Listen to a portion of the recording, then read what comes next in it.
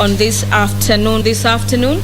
And just to take you through the highlights in the order of business is that the Senate will be resuming debates on the Heritage and Museums Bill, Senate Bill number 22 of 2021 by Senator Dr. Alice Milgol. The County Oversight and Accountability Bill, Senate Bills number 17 of 2021 by Senator Ledamo Lekina, is also lined up for debate. And so is a bill by the Chairperson Standing Committee on Matters Devolution and Intergovernmental Relations, Bill number 37 of 2021. It is a bill originating from the Senate. There will be a resumption of debate that was interrupted on Tuesday, 16th of November 2021, on a bill on the County Government Amendment Bill, Senate Bill number 38 of 2021 by Senator Moses Kajwang. After the conclusion of the debate on that bill, senators will be moving on to vote on the bill. A couple of motions are also lined up before the floor of the House this afternoon. The first motion is on the adoption of the report of the Standing Committee on Matters Health on the inquiry into allegations of irregularities by the Kenya Medical Supplies Authorities in the procurement of the pharmaceutical equipment. The other motion is the adoption of the first progress report of the Standing Committee of Health on the COVID-19 pandemic in Kenya. It is a report by the Chairperson Standing Committee on Matters Health. This broadcast is brought to you courtesy of the Parliamentary Broadcasting Unit in collaboration with the Kenya Broadcasting Corporation. Another motion before the House is the adoption of the second progress report of the Standing Committee on Health on the preliminary findings on a special audit report on the utilization of COVID-19 funds by the county government. The last motion before the House will be the third progress report of the Standing Committee on Health on COVID-19 and the preliminary findings of the nationwide COVID-19 vaccine rollout.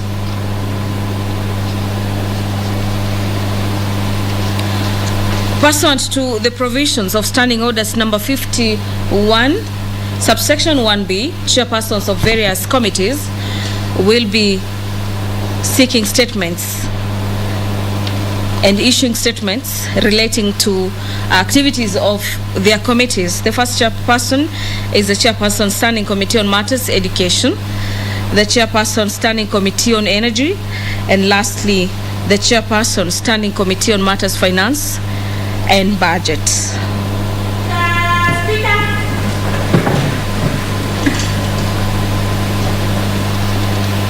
Senate is about to commence its business, and the Speaker of the Senate, Honorable Ken Lusaka, just made his way into the chamber. I'll now be handing you over for the live broadcast. My name is Gladys Mungai.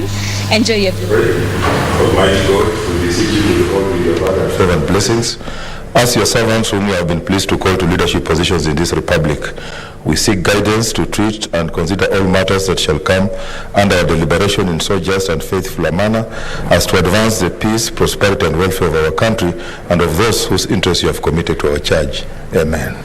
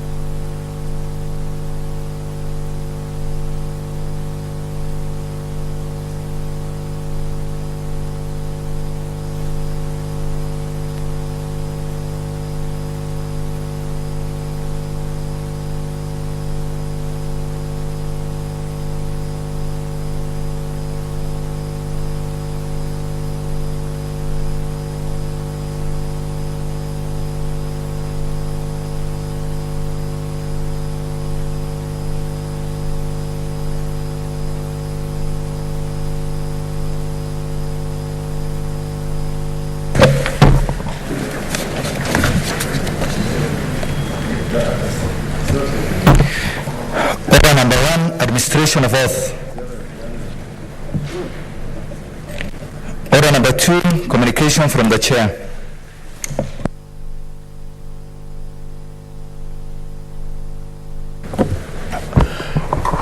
Honorable Senators, I have a communication. I would like to acknowledge the presence in the Speaker's Gallery this afternoon of visiting members of the Secretariat from the National Assembly of Gambia. The delegation is undertaking a one-week study visit on preparation of Parliament's budget, development of budget of parliamentary committees, engagement mechanism between Parliament and the National Treasury, regulations governing the parliamentary service, accountability mechanisms for the service, and facilities accorded to parliamentarians. The delegation comprises of the following, and I'll ask them to stand as I read their names. Mr. Mamadou A. Sise, Clerk of the National Assembly. Mr. Daniel Cardos, Deputy Clerk, Legislative Business. Mrs. Isto Kasama, Director, Research and Library. Mr. Kibayu Jana, Director, Communications.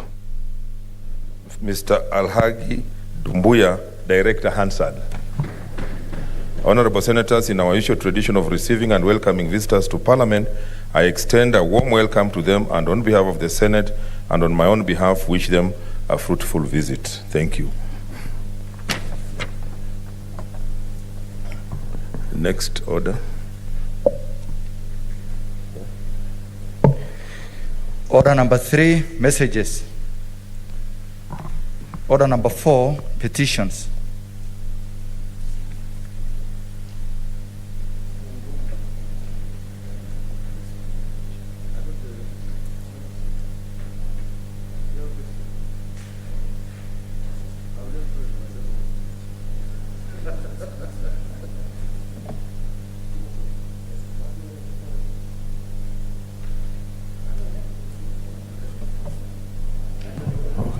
Mutula Kilonzo, you have something?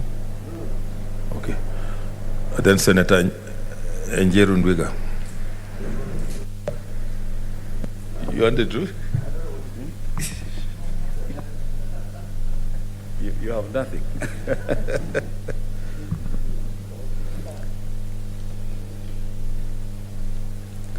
Thank you, Mr. Speaker, sir.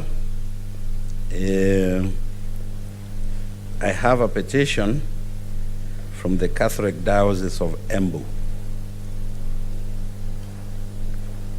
Mr. Speaker, we, the undersigned citizens of Kenya, and in particular representatives of the Diocese of Embu, trustees of the Catholic Church, and the community managers of the St. Angela Embu Children's Home, and residents of the Embu County, draw the attention of the Senate to the following.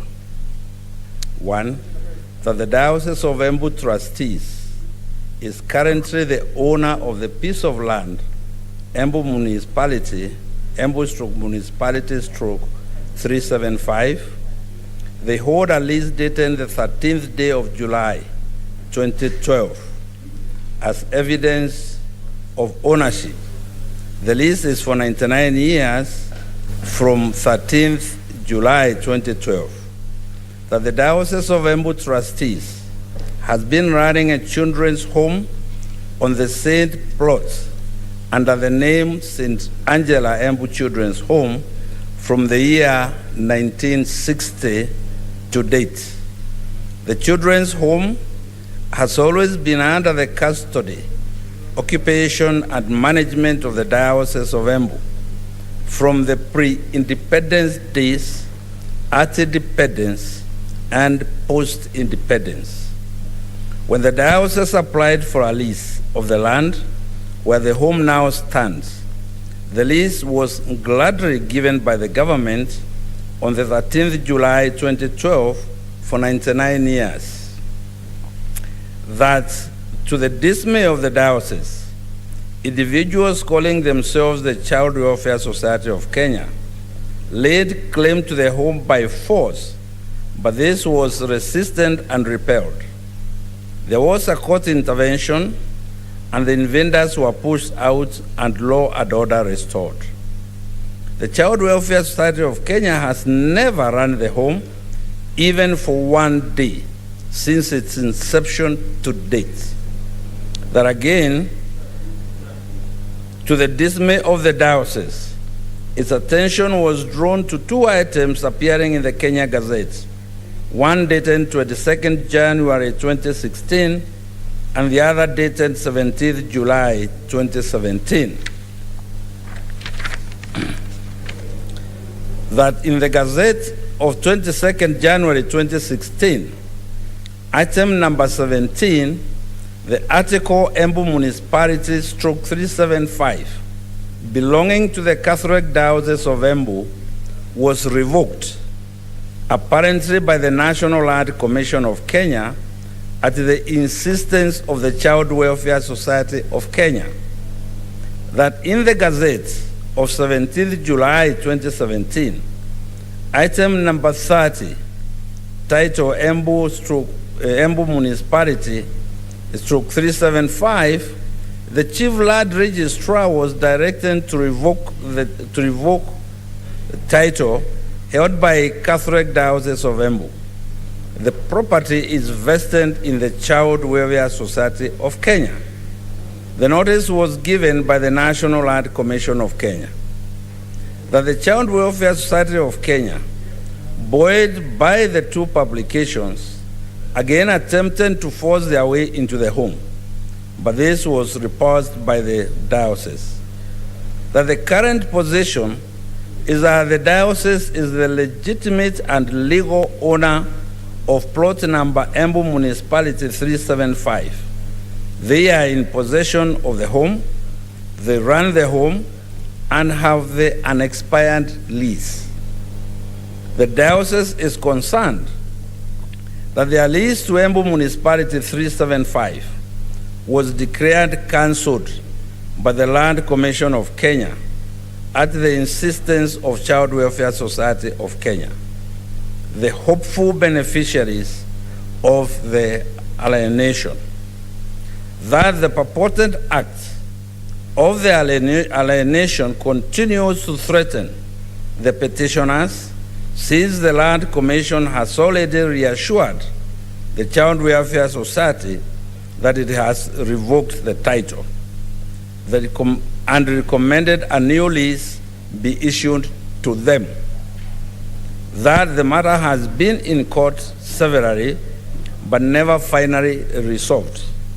It is the Child Welfare Society of Kenya that triggers these court interventions by surprise,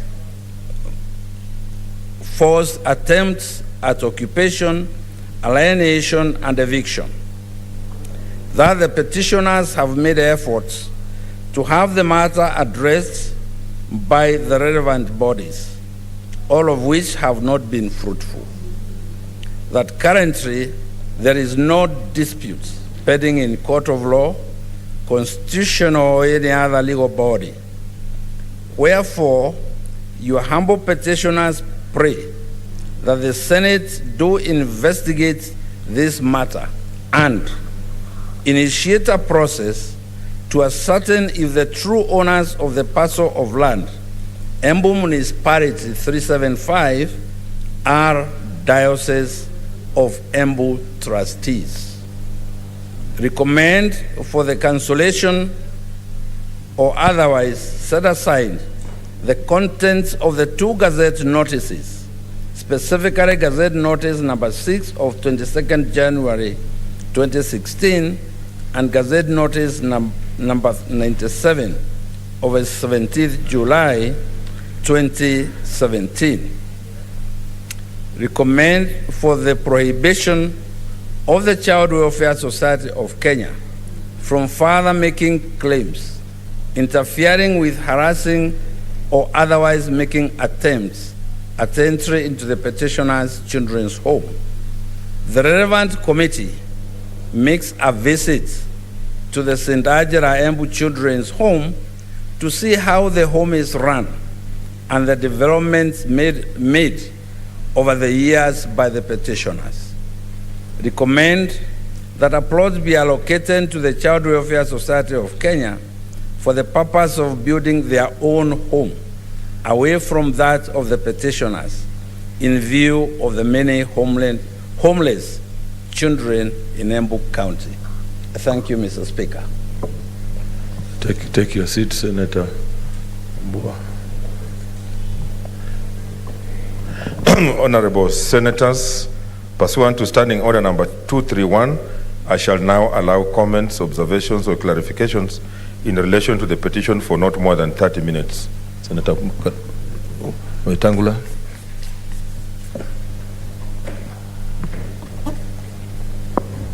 Thank you, Mr. Speaker. First, I join you in welcoming our visitors from the Gambia, a country that is an active member of the Commonwealth and the African Union, and a country that has enjoyed a good relationship with Kenya. Feel welcome, and we hope you'll pick something from us as your bigger brothers in continental politics. And remember me to Ami Bensouda, who was my classmate at the School of Law in Kenya, and who remains a very good friend. Mr. Speaker, I've listened to this petition very carefully, and it paints a very poor picture of the National Land Commission. If indeed, and I've no doubt that the distinguished senator for Embu, a respected member of this House, a former cabinet minister, the facts he's read out to us are plausible and reasonable. Mr. Speaker, if the Land Commission can issue a title to an institution without carrying out a thorough inquiry and listening to the Catholic Diocese of Embu, then it's a very sad affair indeed. Because, Mr. Speaker, we are told the diocese has owned this property pre-independence, at independence, and post-independence, with the developments thereon. This other profit-making organization called Child Welfare Society of Kenya is obviously a trespasser and an intruder. And I would want to encourage the Committee of Lands, Mr. Speaker, to appreciate, one, the role the Catholic Church and indeed other churches have played in the social development and social welfare of our country, in provision of schools, which are well managed, in provision of health facilities, which are sometimes much better than those offered by the government, and above all, looking after and protecting dispossessed and destitute children. That an organization that is profit-driven can enter their property and lay false claim and then be aided and abetted by the National Land Commission is something this House cannot condone. And I want to urge the committee, Mr. Speaker, to move quickly and restore the property rights of the Catholic Church.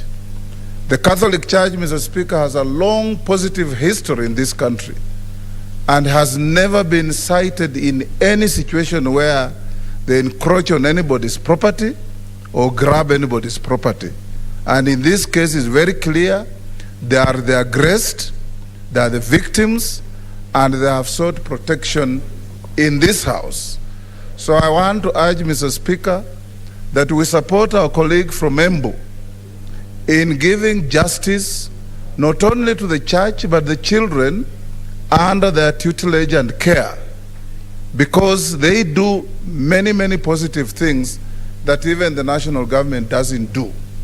And I want to urge the Land Commission to be careful not to dispossess institutions that command proper and thorough respect from the people of Kenya.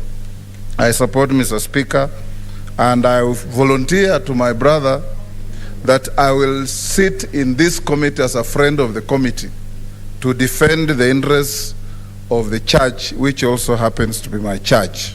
Thank you. Senator Mutula Kilonzo Jr.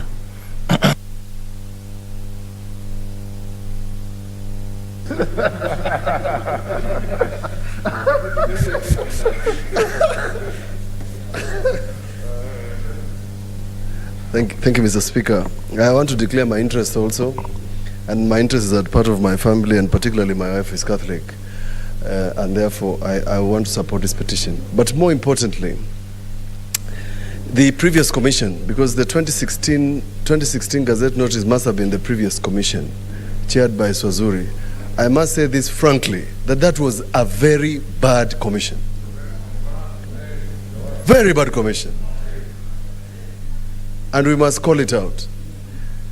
It cannot be that they can revoke a title belonging to a church in a Gazette notice without notifying them. The National Land Commission Act requires that you issue a notice based on a complaint. On the face of it, Senator of Embu and my good friend Senator Ndwiga, you can consider that an illegal activity conducted by people who know the law but misread the law for ulterior motives. And if they issued another title, that title for all intents and purposes is an illegal title. And I hope the committee that is going to handle this, the Committee of Lands chaired by Senator Mwangi Githiomi, is going to get to this matter quickly. The second commission that actually came into office is not the same as the first commission. But now, those ones are worse because they are not reporting to office. They are not working. They are afraid of their jurisdiction. They are afraid of their offices. And it has come to pass that we are now wondering why it was necessary to have the National Land Commission.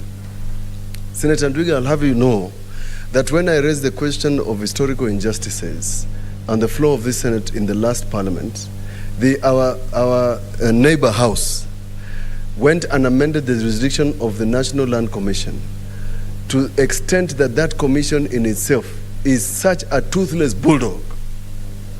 There is nothing they can do about illegal activity concerning public land. But remember, the title to the church was not public land. So on what basis did they revoke the title of the Catholic Church? Yet it's not public land, it's private land.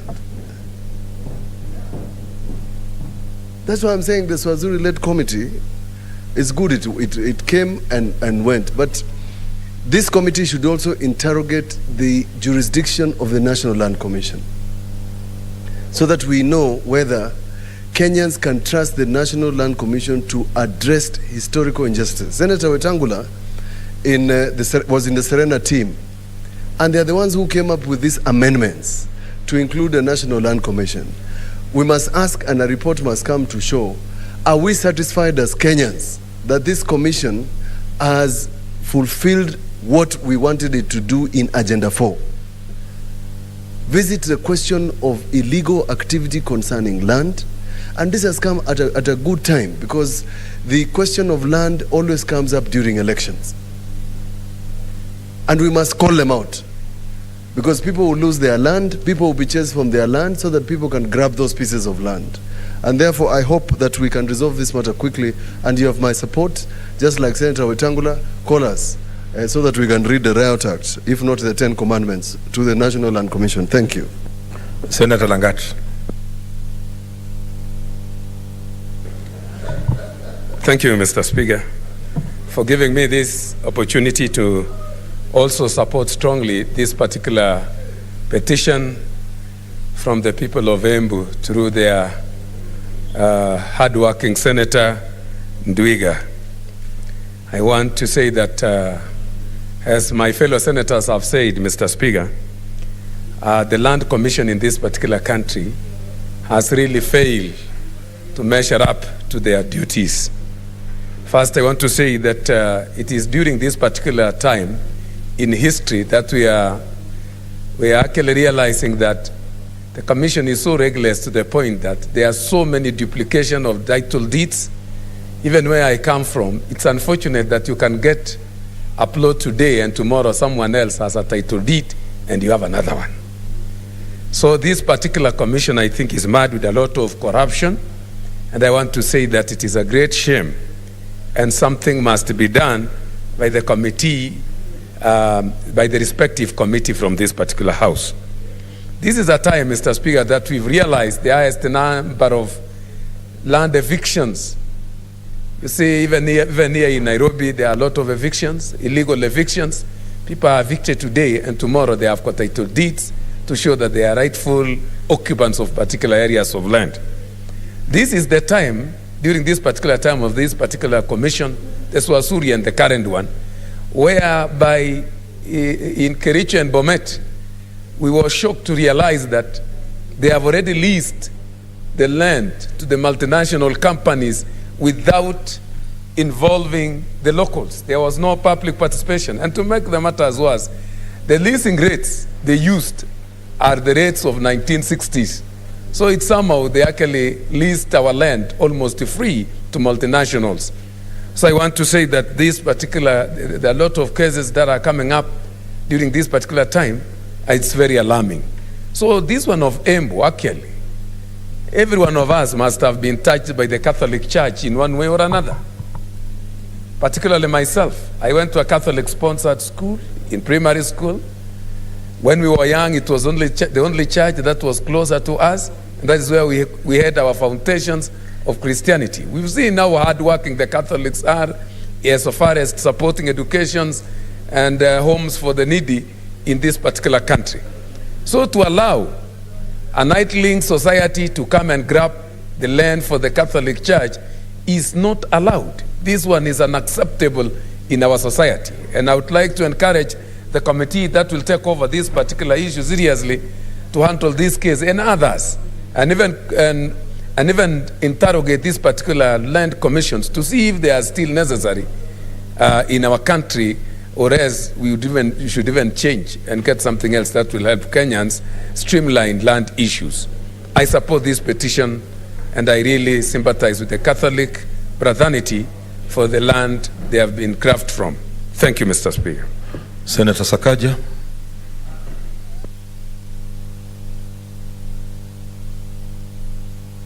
Mr. Speaker, the people of Embu should know that they're blessed to have Senator Jerun Wiga. Thank you for bringing this. The Bible says in the book of James that true religion is taking care of widows and orphans at their time of need. And I think this is a statement that we must all support to get proper resolution from the Lands Committee. Mr. Speaker, it does not make sense how an organization, and as the Gambians live, I want to welcome them to Nairobi officially as the Senator for Nairobi. But Mr. Speaker, how an organization that has run this institute from pre-independence towards the independence period and after, then get their status revoked for an organization that has never at any one point taken care of these children or had anything to do with that land, Mr. Speaker. Mr. Speaker, I think that needs to be resolved very quickly. But I want to add on to and to echo the sentiments of Senator Mutula Kilonzo.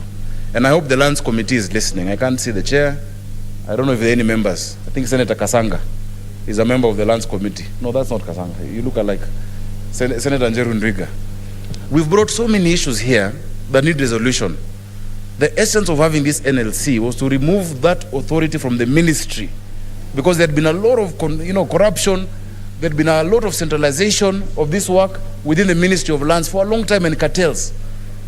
The reason was to bring NLC to make sure that land held in trust by the people, for the people, by the county governments and the national governments is safe. Mr. Speaker, I've brought issues without, so many times on Gikomba market. Part of the reason there are fires in Gikomba is somebody somewhere is holding a title of the 12 acres of Gikomba and tries to burn it to keep pushing these people. They must say in a resolute manner that this land is public land. Mr. Speaker, just last week, my people, homeless, thousands of them in Mukuru Kwanjenga. Yes, there were feeder roads being done, but they went on and demolished beyond the feeder roads. And you wonder, how do you help? How much mambati do you send? How much food do you send? Mr. Speaker, as we speak today, in what do you call this? Kamkunji constituency, California ward, there's a settlement scheme called Kenyago, and Kanuku, LR 209, I know, Mr. Speaker, 20721. The residents do not know the status, yet when the president gave titles the other day, very, very big people got those titles. That's why even the title of Mukuru kwa Njenga is in the hands of one individual. One family has the title of the entire Mukuru kwa Njenga, Mr. Speaker. Yet the residents of a settlement scheme like Kenya cannot get. So, Mr. Speaker, NLC, and we know the institution, the company that was given that title. A former colleague, Mr. Speaker, from the National Assembly, has been going around collecting 400,000 from poor residents so that they can stay there and not get demolished for. So when the feeder roads were being demolished, they took advantage and even went on to demolish houses of innocent Nairobians, Mr. Speaker. Mr. Speaker, right now thousands of residents of Roysambu in Kamai are fearing to be evicted because the NLC has not pronounced itself on Kamai, Mr. Speaker. So I just urge, even as the Committee on Lands look at this matter, please let them summon the NLC. We have issues of life and death, livelihoods of the people we represent, yet people are getting allowances, salaries, driving big Prados in the name of a National Land Commission. Finally, Mr. Speaker, this matter came to my committee. Railway pensioners, Mr. Speaker. I think it is Senator, Kaniri or who brought the issue of railway pensioners. This Green Park, which was taken by NMS, the railway pensioners were supposed to be given 1.2 billion over more than, I think, 12 months arrears. We agreed, they started giving, and then they went quiet.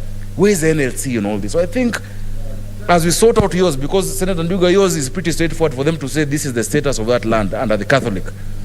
They must give us an account of these issues of life and death and livelihoods of our people. Thank you, Mr. Speaker.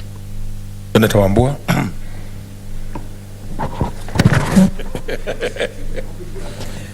Thank you, Mr. Speaker. Mr. Speaker, I want to take this opportunity to really thank my senior colleague, Senator Ndwiga, who is also the chairman of the Agriculture Committee, where I'm the vice chair, for bringing up this petition on behalf of the trustees of the diocese, Catholic Diocese of Embu.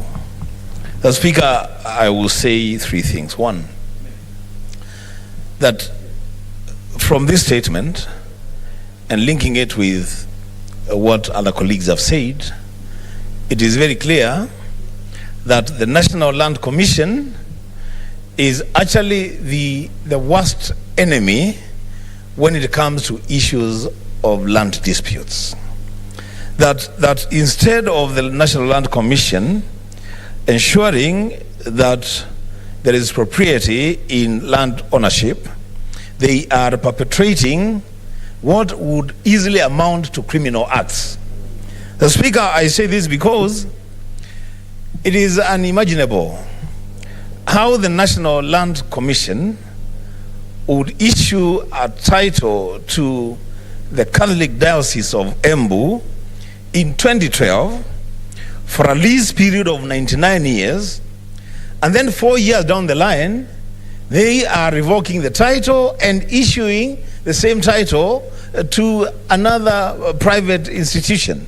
The Speaker, what is even more baffling is to learn from the petition that the Diocese of Embu has been running the children's home on that land for many, many years.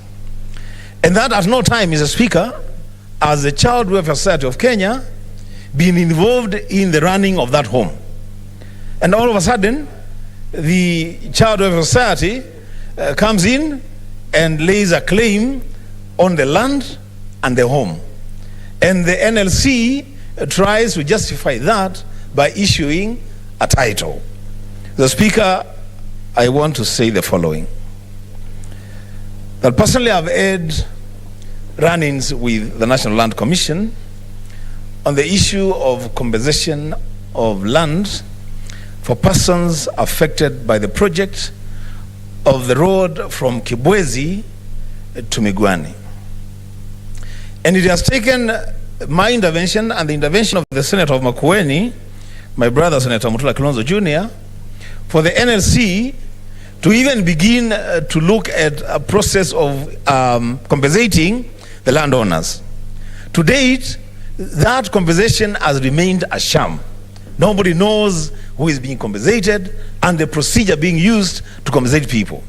Mr. Mr. Speaker, on the strength of this petition from the Senator of Embu, I would request that I know, yes, Mr. Speaker, you are going to direct that this statement, this petition, be handled by the relevant committee, but over and above, Mr. Speaker, the direction on where this petition will go, I will urge you, Mr. Speaker, that you direct that the National Land Commission makes an appearance before a committee of the whole. So, Mr. Speaker, we deal with this petition and other issues attendant to the operations of the National Land Commission. Mr. Speaker, I support. Senator Naomi Wako.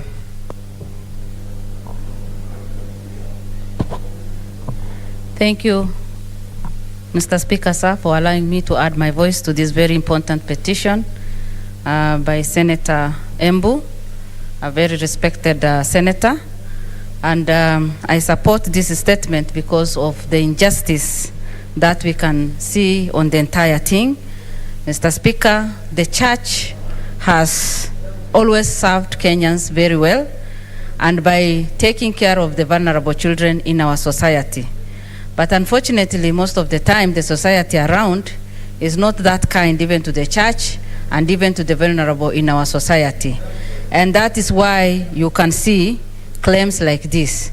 And so I support the statement that justice be given to these children and the children's home and the Catholic Church on behalf of the children's home. And even the committee that will look into this should give this the proper attention that it deserves, so that the Senator Embu, the good work he has done can reflect on the ground and be respected. Thank you, and I support.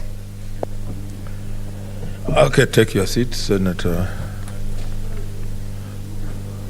Take your seat.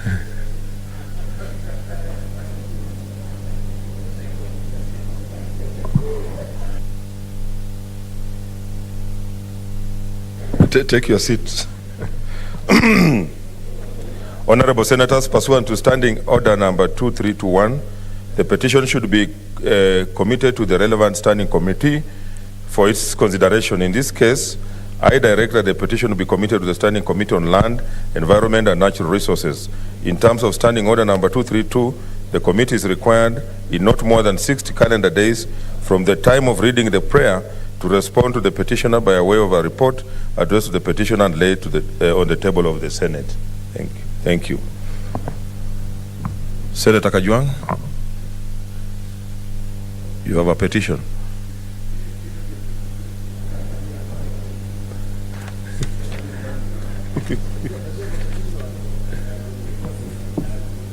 A report on the petition, yeah?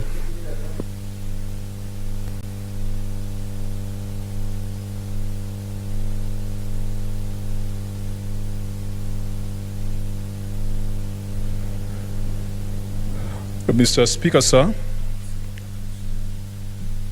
Mr. Speaker, sir, the petition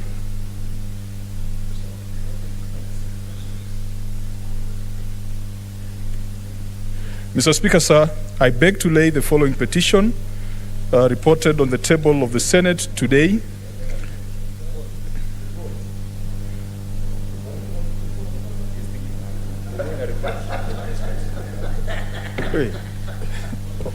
Mr. Speaker, I beg for just 1 minute to get the right report. Just a minute.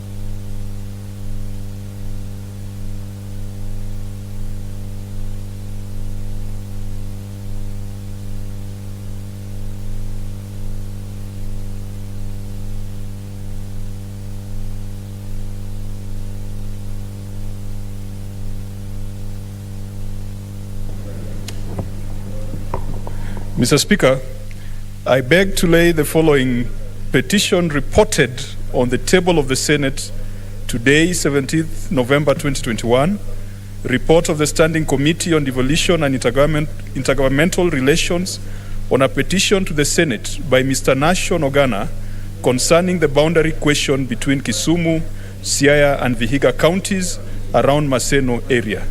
And Mr. Speaker, if you permit me, then I could just highlight the key aspects that have been contained in this report. That's okay.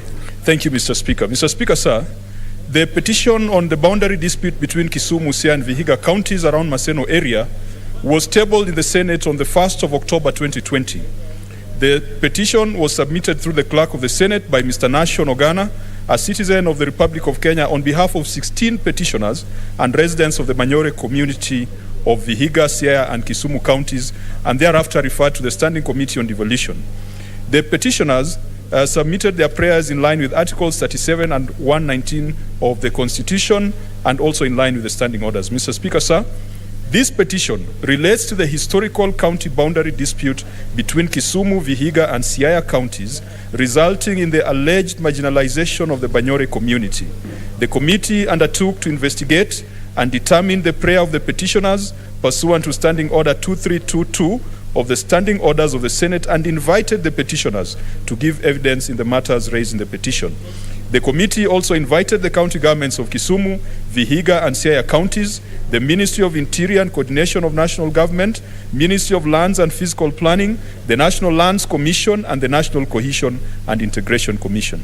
Mr. Speaker, sir, whilst considering the petition, the committee made the following key observations. Number one, the committee observed that county boundaries can only be altered pursuant to Article 188 of the Constitution. Article 188(1) provides that the boundary of a county may be altered only by a resolution recommended by an independent commission set up for that purpose by Parliament and passed by the National Assembly with the support of at least 2/3 of all of the members of the Assembly, and the Senate with support of at least 2/3 of all of the county delegations. Number two, Mr. Speaker, the Senate observed that there is currently no sufficient legal framework to address the alteration of county boundaries.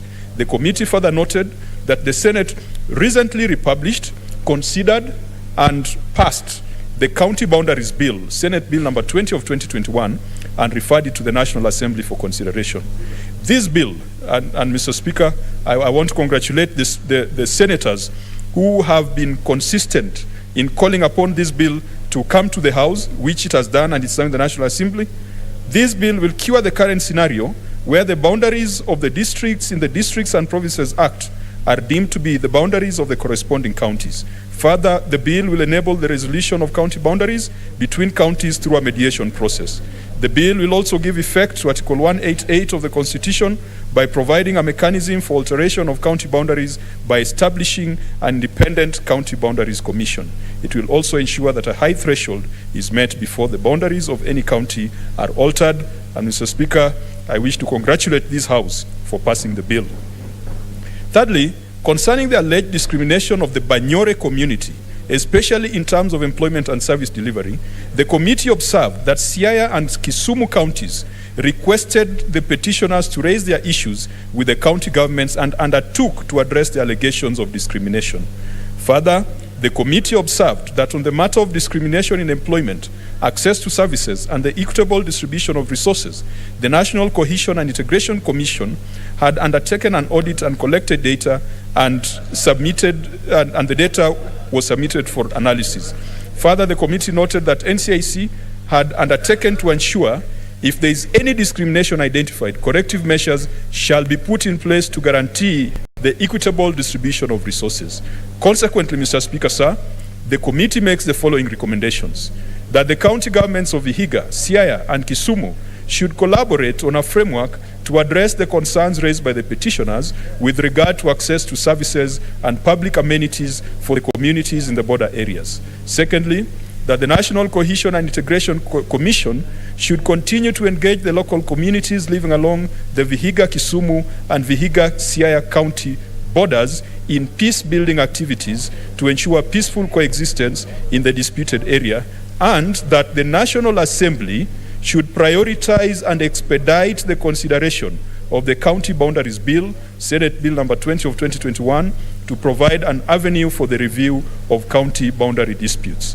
Mr. Speaker, the committee wishes to thank the officers of the Speaker and the Clerk of the Senate for the support extended to the committee in execution of its mandate. The committee also wishes to thank the Senator for Vihiga, Senator George Khaniri, who provided very, very important first-hand information and experience and helped the committee to better understand the concerns of the petitioners. We also thank the petitioner, Mr. National Ghana, the county governments, and all those parties that came before the Senate. It is now my pleasure and duty and privilege, on behalf of the Standing Committee on Devolution and Intergovernmental Relations, to present to the Senate this report on the petition on the boundary dispute between Vihiga, Kisumu, and Siaya counties. Thank you, Mr. Speaker. Senator George Khaniri.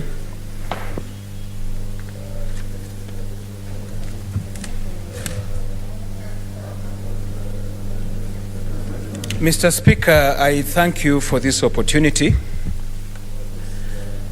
Mr. Speaker, I had the privilege of presenting this petition on behalf of National Gano, the other 16 petitioners, and indeed the entire populace that lives in Maseno. Mr. Speaker, before I say anything, Speaker, this is to your attention. This petition was presented here, or rather I presented this petition here in this House early October 2020. Our standing orders, and to be precise, standing order number 232, paragraph 2, states very clearly that once a petition has been presented to this House, the Speaker will assign a committee, a standing committee, to handle it, and within 60 days, they must be able to report back to the House. 60 days. 60 days is 2 months. So ideally, if we were to follow that, then they should have reported back to this House by December last year. This is the petition report was signed on October 22nd, which was exactly 1 year, 20 days from the day I presented the petition to this House. Mr. Speaker, there are two things. We either amend our standing orders, because we cannot perpetually flout our own standing orders. It is clear, it says 60 days. The report should be here in 60 days. This is 1 year. Justice delayed, Mr. Speaker, is justice denied. So we either amend our standing orders so that we can give committees ample time to work on this petition, or we find a mechanism to enforce that provision of the standing order, so that petitions are reports are tabled within 60 days. Mr. Speaker, we take this for granted, because I expect in 60 days, if they are not even ready with the report, they should come and report progress. We are taking our own standing orders so casually. The petitioners were told that you will get your report in 60 days. It is now 1 year, 22 days. Mr. Speaker, that is for you and the leadership of the House to look at. Mr. Speaker, this was a petition by very ordinary citizens. I see there's some allusion that it is politically instigated. No. I want to put it on record. It's very, very clear that the petitioners are very ordinary Kenyans who have been to so many places to solve their problem. By the way, Senate was not the first stop. These people, first of all, went to the defunct Interim Independent Boundaries Review Commission, IIBRC. I think that was the one that was led by Andrew Ligale, right? They didn't get justice. They went to the Review Commission. They went to the Truth and Justice Commission, TJRC. They didn't get justice. They went to the National Cohesion and Integration Commission. they didn't get justice. They went to the National Assembly, they didn't. And by them coming to Senate, they were confident that they will get justice. Mr. Speaker, I want to thank Senator Chairman Kajwang and his committee. They tried their best. Even as we embarked on this petition, I was so sure the main prayer of altering the boundaries would not be solved by this House or by that committee. I was so sure, and I told the petitioners very clearly. But besides their main prayer, which is that they want the boundaries to be altered so that this community comes to where they belong, the western side, they had other grievances which were clearly stated, and this is historical injustices. Mr. Speaker, they are complaining of discrimination in terms of job opportunities, marginalization in terms of development, marginalization in terms of elective and administrative appointments. I expected Senator Kajwang's committee would come out with very strong recommendations, because when you tell them that you go and raise these issues with the county governments, those are the oppressors. They can't go back to their oppressors to complain. So they came to Senate so that they can get solution. So we expected that on the issue of historical injustice that has been meted on these people, this House, surely we have the powers to handle that one. We can make recommendations. Their ultimate prayer, Mr. Speaker, was the alteration of boundaries, and I told them very clearly that that can only be solved after the Senator Mutula Kilonzo sponsored bill on county boundaries bill. I want really to thank Senator Mutula Kilonzo, because we got onto this in the last Senate, and I think that was like the third time Senator Mutula Kilonzo was moving that bill. It is only by passage of that bill by both houses. We have now passed it here, and I want it to be on record. I want the people of Maseno to know that the Senate has passed the bill. We have now transmitted it to the National Assembly. It is only by passage of that bill that we will find mechanisms to alter those boundaries, because it will lead to the formation of a commission that we will present our grievances to, and they will look into the facts that we have, and I'm sure the commission will give us justice. So I want to thank Senator Mutula Kilonzo for that bill, and urge the National Assembly to ensure that this bill is passed, because it's not only the Vihiga, Kisumu, Siaya boundary. There are many other counties that have a similar problem. So I tell my people, Nahashon Ogano and his team, do not lose hope, don't give up. The bill is in the process. Once the bill goes through, I'm still on this matter. We'll pursue this matter to its logical conclusion, to see to it that my people in Maseno get justice. Thank you, Mr. Speaker. Senator Mutula Kilonzo Jr. Speaker, thank you. This morning, the Senate Committee Legal Affairs and the Legal Affairs... Let's consult in low tones. This morning, the Senate Legal Affairs Committee, together with the Committee on Security, was supposed to meet the Cabinet Secretary Interior, Cabinet Secretary Lands. Speaker, it will surprise you, they didn't come. And they didn't come. They sent their juniors who were shown the door. Mr. Speaker, I raise this because part of the petition by Senator Haniri was supposed to be heard today. And Mr. Speaker, the reason I raise this is at some point, Speaker, we want a ruling. We are working in vain. We are getting tired of your directions being violated by cabinet secretaries. This is not the only one.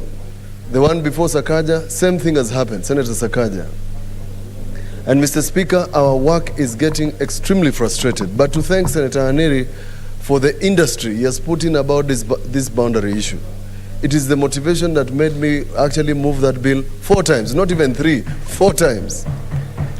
And Mr. Speaker, you are aware that the National Assembly leadership has called us for a meeting to deliberate on bills that are pending on both sides. If there's one bill, Mr. Speaker, that will cement the legacy of this Senate, is a county boundaries bill. Because it will resolve all the problems that are in Meru, Isiolo, Vihiga, Taita Taveta, and Kisii, and many other places. Because it will provide a formula for people to sit down and find a solution to their problems without fighting. So, Mr. Speaker, in your things to do, please write down county boundaries bill and put all of us in priority, because I think this is part of your legacy too, so that when, God willing, the people of Bungoma elect you as their governor, Mr. Speaker, you're going to waive the County Boundaries Act if something arises in Bungoma. Thank you. Senator Mohamud. Mr. Speaker, let me also add my voice to this issue. Mr. Speaker, the issue of county boundaries, I think is a big problem in the country. I thank the petitioners for this. I think the only way it can be solved is actually, according to Article 188 of the Constitution, is to have the Boundaries Commission. And as said by my colleagues, I think the National Assembly is sitting on that bill, which was moved by Senator Mutula Kilonzo. I think the boundary matter has now taken security dimension. This morning, a security committee, I think before us, was several questions which are actually concerning conflicts that have arisen as a result of boundary problems. And we've been talking about this for several years now. This constitution has been in place for the last 11 years. And it's only fair that a matter which is very, important in this country, which is recurring every other day, the boundaries of counties must be dealt with.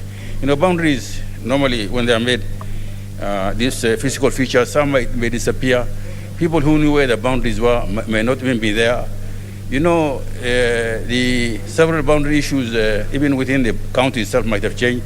But we are dealing with the county boundaries between counties, and people have a lot of suspicion. In fact, a lot of Kenyans today even challenge the maps that exist.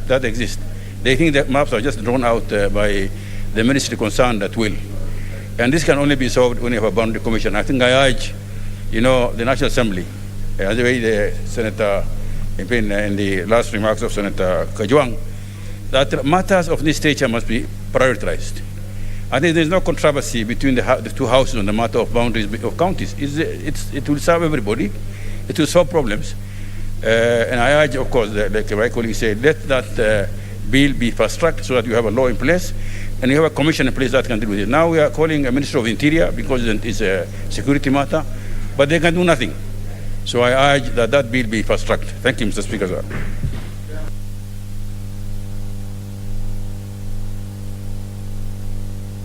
Senator Wetangula.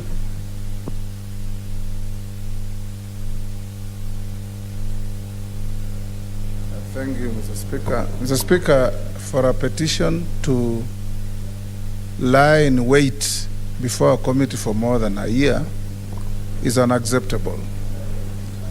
Mr. Speaker, this petition started when our brother Kinyua from Laikipia was the chair of the committee, and when he became politically incorrect, they purged him, and Senator Kajwang, who is politically correct, took over. Mr. Speaker, I expected Senator Kajwang to at least tender an apology on behalf of the committee. We know it's not his mistake, but to tender an apology on behalf of the committee that an unacceptable trend has befallen the committee by keeping a petition for 1 year. He didn't do that. Mr. Speaker, we must salute the people of Bunyore for being law-abiding citizens, because in certain areas, Mr. Speaker, we have seen between Isiolo and Garissa, between Makueni and Kajiado and other places, people just take up crude weapons and fight to restore and protect their territorial boundaries. That they came here means, Mr. Speaker, they have value and trust in this House. This morning, as Senator Mohamud says, we had a similar petition and statement before our Committee of Security. And Mr. Speaker, you'll be surprised to note that there are 10 flashpoints arising out of boundary disputes between counties. 10. And many more could arise, Mr. Speaker. So I want to urge that, Mr. Speaker, you use your office and accelerate the movement of the bill at the National Assembly so that we can be able to set up the commission to look at these boundary arguments between counties. Because as we go to elections, Mr. Speaker, people become more belligerent and impatient, and they can easily start compromising our peace and security.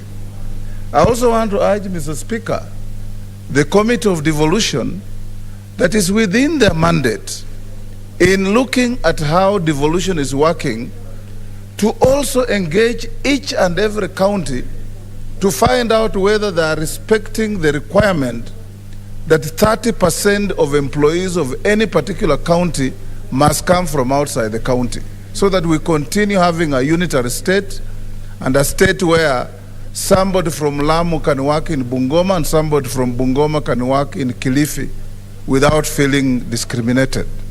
So this, Mr. Speaker, is one, again, issue that, again, begs your office to have a committee that checks on the progress of activities before committees, and that is the implementation committee. I support the content of the petition and the results that have come, and Mr. Speaker, I hope that we will have a mechanism of proper follow-up to ensure that people who come to this Senate for support and protection get their just dues and benefit from the decisions of this House. Thank you, Mr. Speaker. Senator Aaron Cheriot.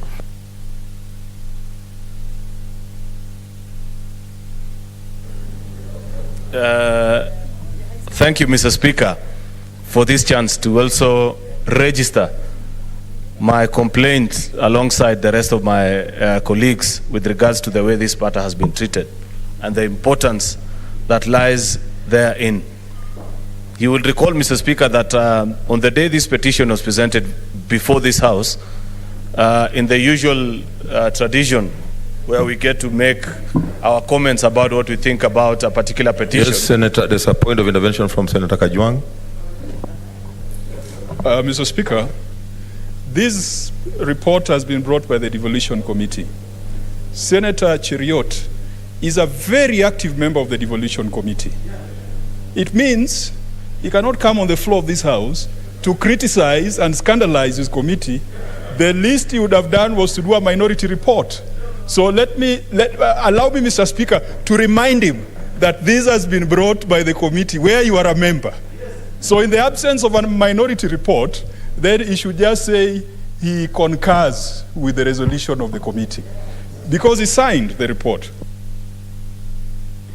Mr. Speaker, I don't know why, what is itching in Senator Kajwang's chair, because had he held his peace for a few more minutes, he'd have realized that actually in my concluding remarks, I'd have spoken to all the work that we have done as a committee and why Senator George Aniri should be at peace, knowing that eventually in the fullness of time, what he is looking for will actually be achieved courtesy of the good report that we are doing. But of course, I know that my good chairman, who's very diligent, Mr. Speaker, and I must commend him for that, has come under fire this afternoon. So, you know, when you have had a terrible afternoon, even friends begin to look like foes. So I want my good colleague to believe that I am your friend, Senator Kajwang, and I will die with you if it gets to that particular point. Anyway, back to what I was saying, Mr. Speaker, about the importance actually the second point that I was coming to was with regards to the county, the boundaries bill, because of the mess that we're experiencing in many of our counties. Mr. Speaker, I was mentioning that on the day this petition was presented, I did say that I had residents of my county who had come before me with almost a similar petition regarding Kisumu County, because we have two main problems with Kisumu County, and specifically Governor Peter Anyang' Nyong'o, because during Governor Ranguma's time, we never had this particular problem, Mr. Speaker, with regards to a town called Sondu and Muhoroni Sugar Company Nucleus Farm, Mr. Speaker, which Governor Nyong'o, unfortunately, I don't know why in later days he has adopted these expansionist theories, and I don't know where he gets this habit from. Number one, in Sondu, his county officers are collecting revenue deep in the villages of Kericho County. And on many occasions, I've had to intervene and tell citizens, please, don't do the unthinkable. As your leaders, we are trying to resolve this matter amicably. If you go to the side of Muhoroni, his county government officers actually come to a particular village known as Pokwa, which is a village deep in the heart of Kericho County, and erects construction sites with boards clearly written Kisumu County government. And you know how these kind of things can get emotive, especially during this season where you're nearing elections. And as leaders, we find ourselves in very difficult situations, Mr. Speaker.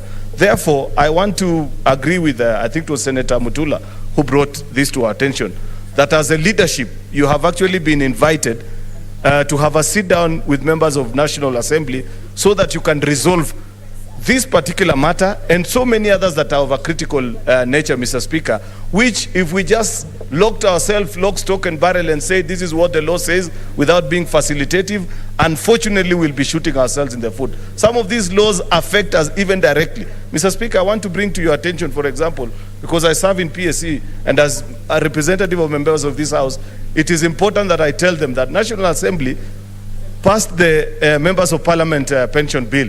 I'll get the exact name. The same fate that has befallen the county boundaries bill has befallen that particular law. And simply what you are trying to do is to ensure that members of parliament, upon the end of your term in office, you do not go to queue at Bima House and be mistreated. As parliament, we want to manage our own pension so that you go to an office where people are familiar with you, they accord you the kind of respect that is needed and even treat you accordingly. Unfortunately, if we miss this opportunity, and that meeting, I don't see, I see Senator James Orengo. Members of leadership, when you sit together with members of National Assembly, if there is a particular bill that I'm pleading that you resolve, that particular one is extremely important, especially for our members.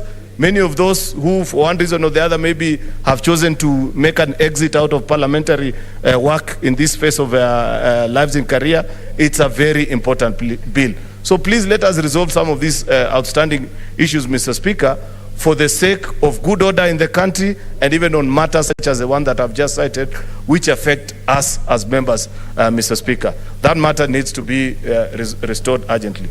So, Mr. Speaker, with all those remarks, actually, I stand with my chairman, the good senator of Homa Bay, Senator Moses Kajwang.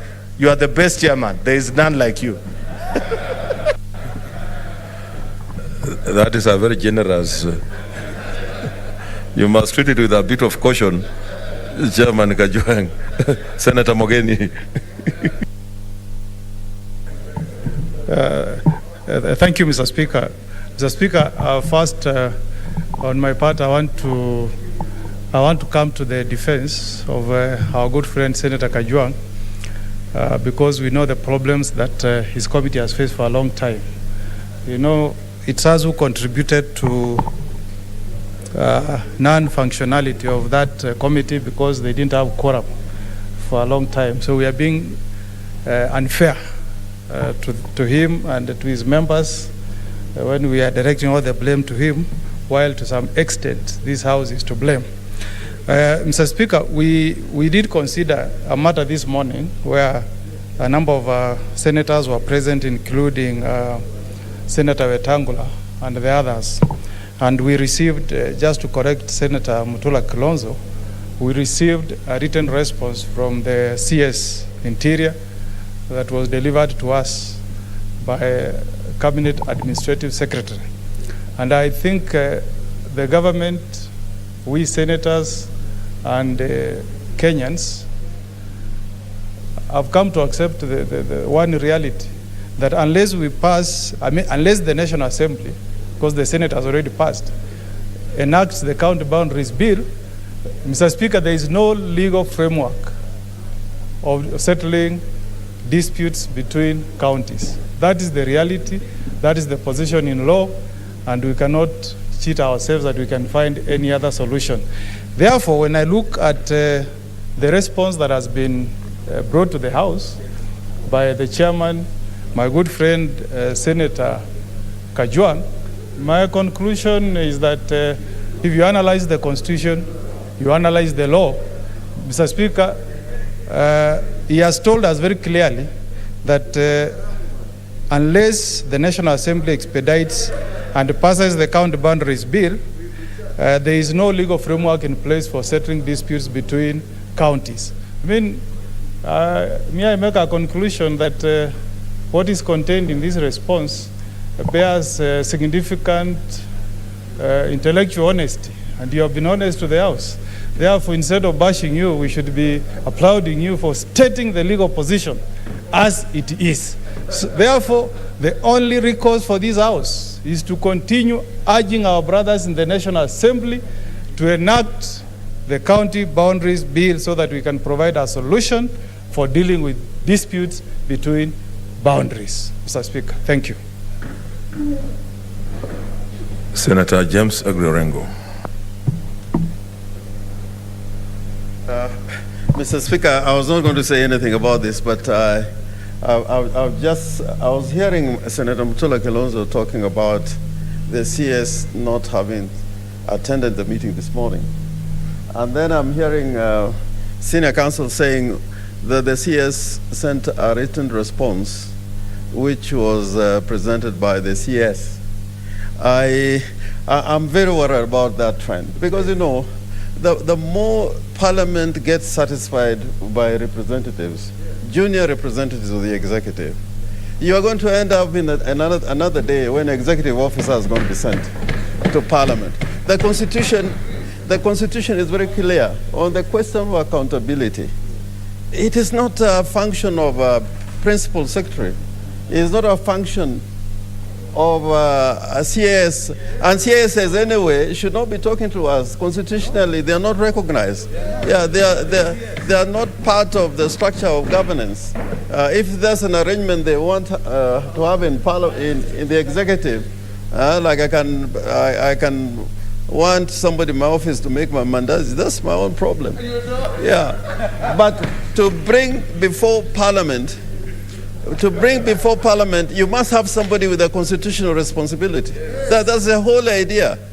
Yeah, so never before, and I hope our committees, when you have summoned a CS, don't expect any lesser human being in terms of the constitutional arrangement. Otherwise, we're not doing our work properly. And I hope that, it's getting a little bit too late in the day. Mr. Speaker, I remember even in the KANU days, in the National Assembly, at the end of all the committee reports, there used to be an appearance before the Committee on Public Accounts of the Big Five, which included the 5 major ministries that control the government, and the Attorney General. Senator Waka used to appear. Even Jonjo, in his most powerful times, he would appear when he is summoned. But this trend we are getting into where, as a member of Parliament, that I'm sitting here and I'm talking to a CS, bure kabisa, wacha na hiyo maneno.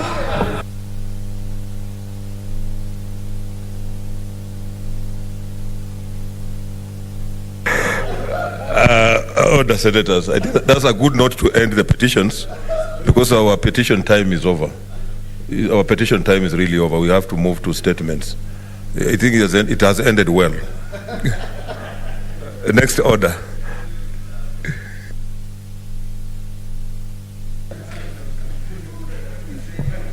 Order number 5, papers.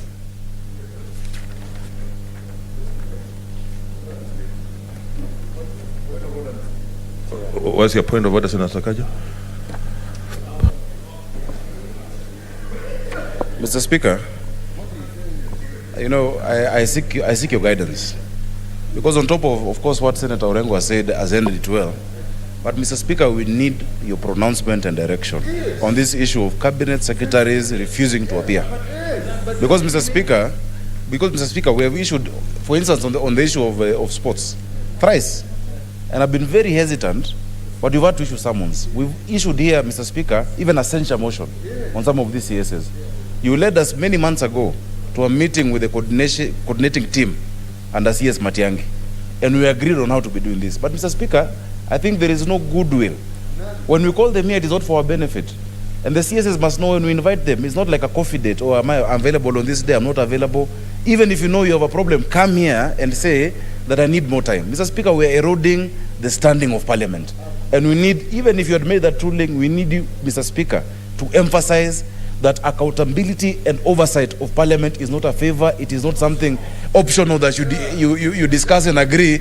Mr. Speaker, it is a very big hallmark of our Constitution, and we need you, Mr. Speaker, to lead from the front. Okay, Senator Mohamud.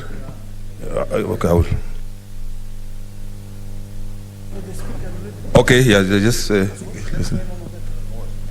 So, Speaker, I do agree with Senator Sakat. In fact, this morning, when we challenged the CAS from OP, from security, he referred us to a ruling by the National Assembly Speaker.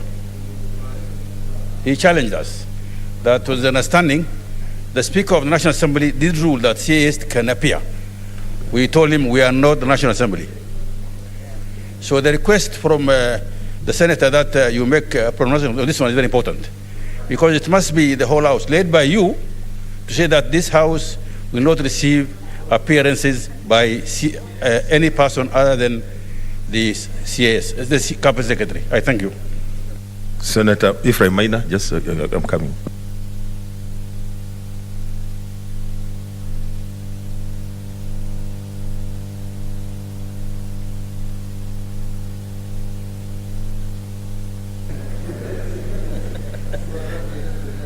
Yeah, Mr. Speaker, I rise also to add my voice to this matter. I remember in this House, and you are on the chair, Mr. Speaker, somebody tried to propose that, CSs are very busy, so sometimes, and it was discussed in this House, Mr. Speaker, and I found some members here, and I rose to object, and I found some members here entertaining the idea that appears a CAS or any John Walker can appear can appear on behalf of the CS.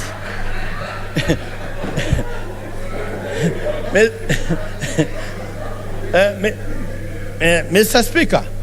Senator Ephraim, who is John Walker? Well, I meant once you defeat from the CS appearing, or the minister, then you could have just somebody from the ministry. That's the one I'm calling a John Walker, you know, Mr. Speaker. Now, Mr. Speaker, I want to bring your attention to this matter because it was discussed, and we should go back to the Hansard and see what he said. I objected, and I believe also somebody else. But Mr. Speaker, we must come out clearly this House. And I want you to go back, revoke your powers, and communicate that for this House, we are dealing with the ministers. Not because it's our choice. It is the Constitution. They are responsible. They are not even, I must say, those who are appointed from the Houses understood the law of why they have to appear. Therefore, Mr. Speaker, when a CAS appears, who have already been declared illegal, I think in the court or something, when they appear, what is I'm not a lawyer, but what is their constitutional suitability or appearing or responsibility? Therefore, Mr. Speaker, as an upper house, although we have been derogated of the powers of the upper house, even in the BBI, I never saw anything elevating this house to the status where it should be, Mr. Speaker, which is a pity because we held very important positions in the BBI, panel. But somehow this house has been delegated to what it is. If anything, maybe there's a recommendation for more women to join this house. But Mr. Speaker, let me finish by saying, Mr. Speaker, there should come out that it is not we choosing, it is not anybody's kind of judgment. It has to be the minister responsible. And Mr. Speaker, I think somehow you have to communicate that very clearly. Senator Wetangula, then Olekina.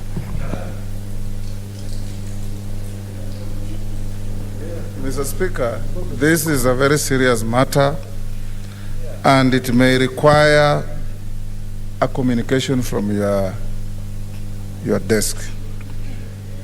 It does require. Mr. Speaker, this morning, a case appeared before a committee and said,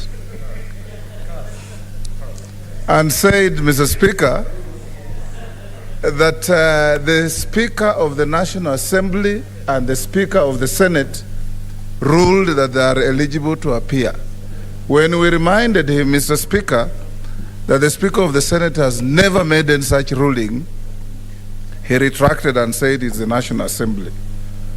Mr. Speaker, we did some months back even move a motion of censure against Ministers Munez and Minister Keter.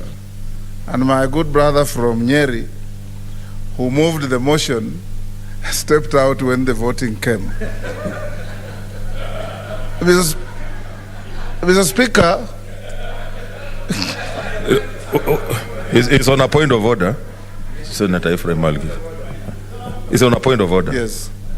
So, Mr. Speaker, take your seat. We need serious direction and communication, because under the Constitution, Mr. Speaker, ministers are first accountable to the Houses of Parliament before they are even accountable to the appointing authority. And Mr. Speaker, in the days of Muzemoi, some ministers lost their jobs for failing to appear before Parliament. And this is a serious matter, because ministers carry government policy with them, and they can speak with finality on matters before the houses.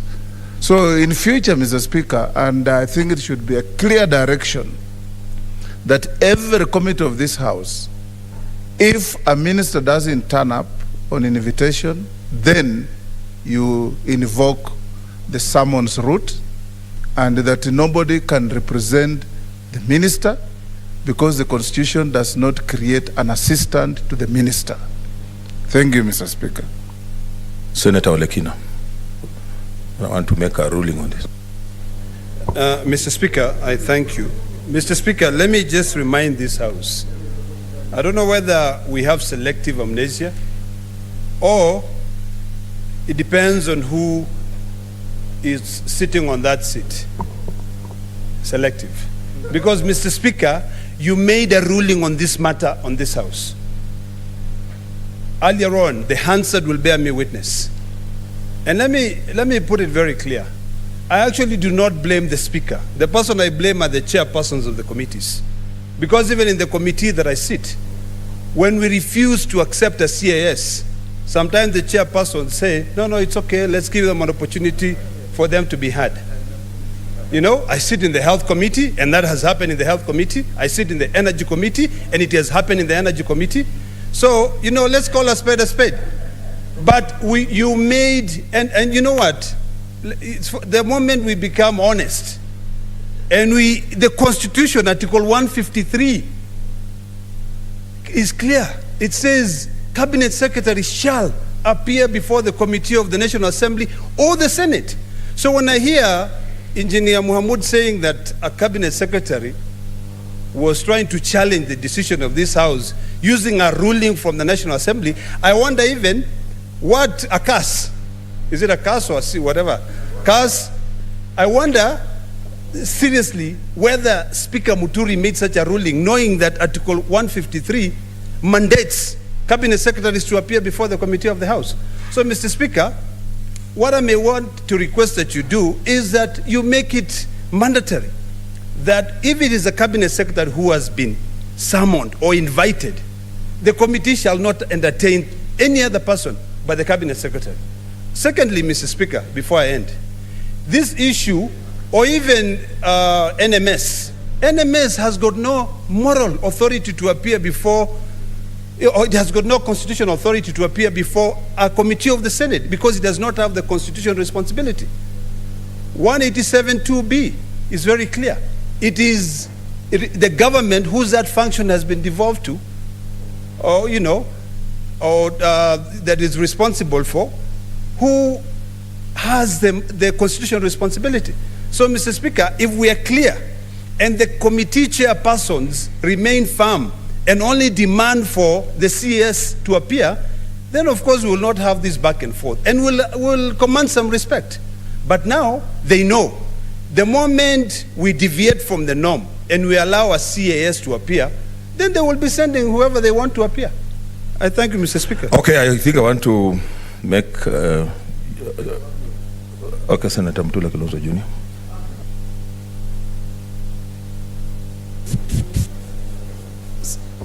Speaker, as you give directions, I want to bring to your attention two things. One, if a person of the Deputy Speaker is sitting where you're sitting, that direction has come from your office. When your deputy issued an order against Cabinet Secretary Amina, she disobeyed. And I would hate to think she disobeyed because it was issued by your deputy. That's number one. Number two, when the Cabinet Secretary is then summoned by the committee, that Cabinet Secretary then writes to you a letter seeking an adjournment from you. That is wrong, because that matter, when you delegate it to the committee, should go to the committee. But what is even worse, when that Cabinet Secretary then writes to you directly that you come on a particular day, and this was 11th, she then refused to attend. What are we supposed to do, Speaker? When a Cabinet Secretary defies the order of a Deputy Speaker, which is the order of a Speaker, says they are coming on 11th, they refuse to come, and that order issued by the Deputy Speaker is then violated. Either we increase the fine, Speaker, or you do something that is extremely drastic. Because, Speaker, we are beginning to look as if we are a talk shop. As if we talk, and do nothing. But what is worse, Mr. Speaker, is a violation of an order from your desk. If an order can be violated from your desk, imagine what happens when a chairman issues a directive. The Cabinet Secretary then says, I spoke to your Speaker, I will not come. It's a serious dereliction of the Constitution and a violation. Bure kabisa. Okay, finally, Senator Cheruiyot. Mr. Speaker, this is a very emotive issue, and so emotive is it. Mr. Speaker, you need to remind Senator Cherargei that this is not Cheptiret Market where you shout across when you want. Yes, Senator Cherargei, order. They are functioning, but I am the one to make the decision on who speaks. So please respect that. Senator Cheruiyot. No, but also there's something you've forgotten to remind him. There's a procedure for how to catch the attention of the Speaker. Not shouting across to you as if we are in a cow market, Mr. Speaker. Anyway, Mr. Speaker, back to the point that I was making. Senator Mutula actually forgot a very important detail, because what he said is what I wanted to refer to. That actually, to make this Bismarck and bad attitude that our cabinet secretaries are developing towards this house, CS Amina chose the best day to actually show us this disdain that she has for us by violating an order from the Speaker on the same day that she had promised to appear before this house. That tells you that it's no longer even about us as a house. It has gotten to the point that even your word doesn't mean. Let me remind you, Mr. Speaker, that the seat you're sitting on is extremely powerful. So powerful is it that I remember last time, Mr. Speaker, that on one fine morning, your predecessor issued orders not to anybody else but none other than the Inspector General of Police, and gave them 10 minutes for police officers to vacate Parliament, and they vacated. That is what happens when people take Parliament serious. What is this that we have done? And how low have we sunk as a house to the point that cabinet secretaries, just mere appointees, people we vet, are now ignoring us? Mr. Speaker, This calls, like I agree with what Senator Moses Wetangula is saying, it calls from serious introspection, first of all from you and the office that you hold. Before just giving any ruling, Mr. Speaker, I want you to take your time and give us a detailed ruling tomorrow at 2:30 so that you think through, have it properly drafted. Let it not just be a reference and saying, oh, we need to obey the Constitution. No, there must be sanctions on these ministers because that particular CS for sports, we must use her as an example alongside the rest that are continuing to ignore this particular house, Mr. Speaker, so that people know that if you ignore the summons of the people of Kenya, then there will be actually repercussions. People need to learn. There have got to be consequences, Mr. Speaker. So take your time, but bring us something credible for us to do. Finally, Mr. Speaker, I think also leadership has let us down. And I hate to say this because I do it with a lot of respect because I know Senator James Orengo is particularly here. There is a habit that has crept in to the leadership of Parliament, where when you ask these cabinet secretaries why they never honor these summons, they said, but I pick up the phone call and call so and so, and they said it is okay, they were going to speak to the chairman. The chairman don't own these committees. These committees are owned by the people of Kenya. When you are summoned to appear here, I don't summon you as Aaron Cheruiyot. It is the 1 million residents of Kericho County who want to come here and give account of how you're treating their taxes and the money they pay you for you to be able to live as a good minister, Mr. Speaker. Therefore, take your time and guide us accordingly. This is a very important issue, Mr. Speaker. Order, senators. Senator Orengo.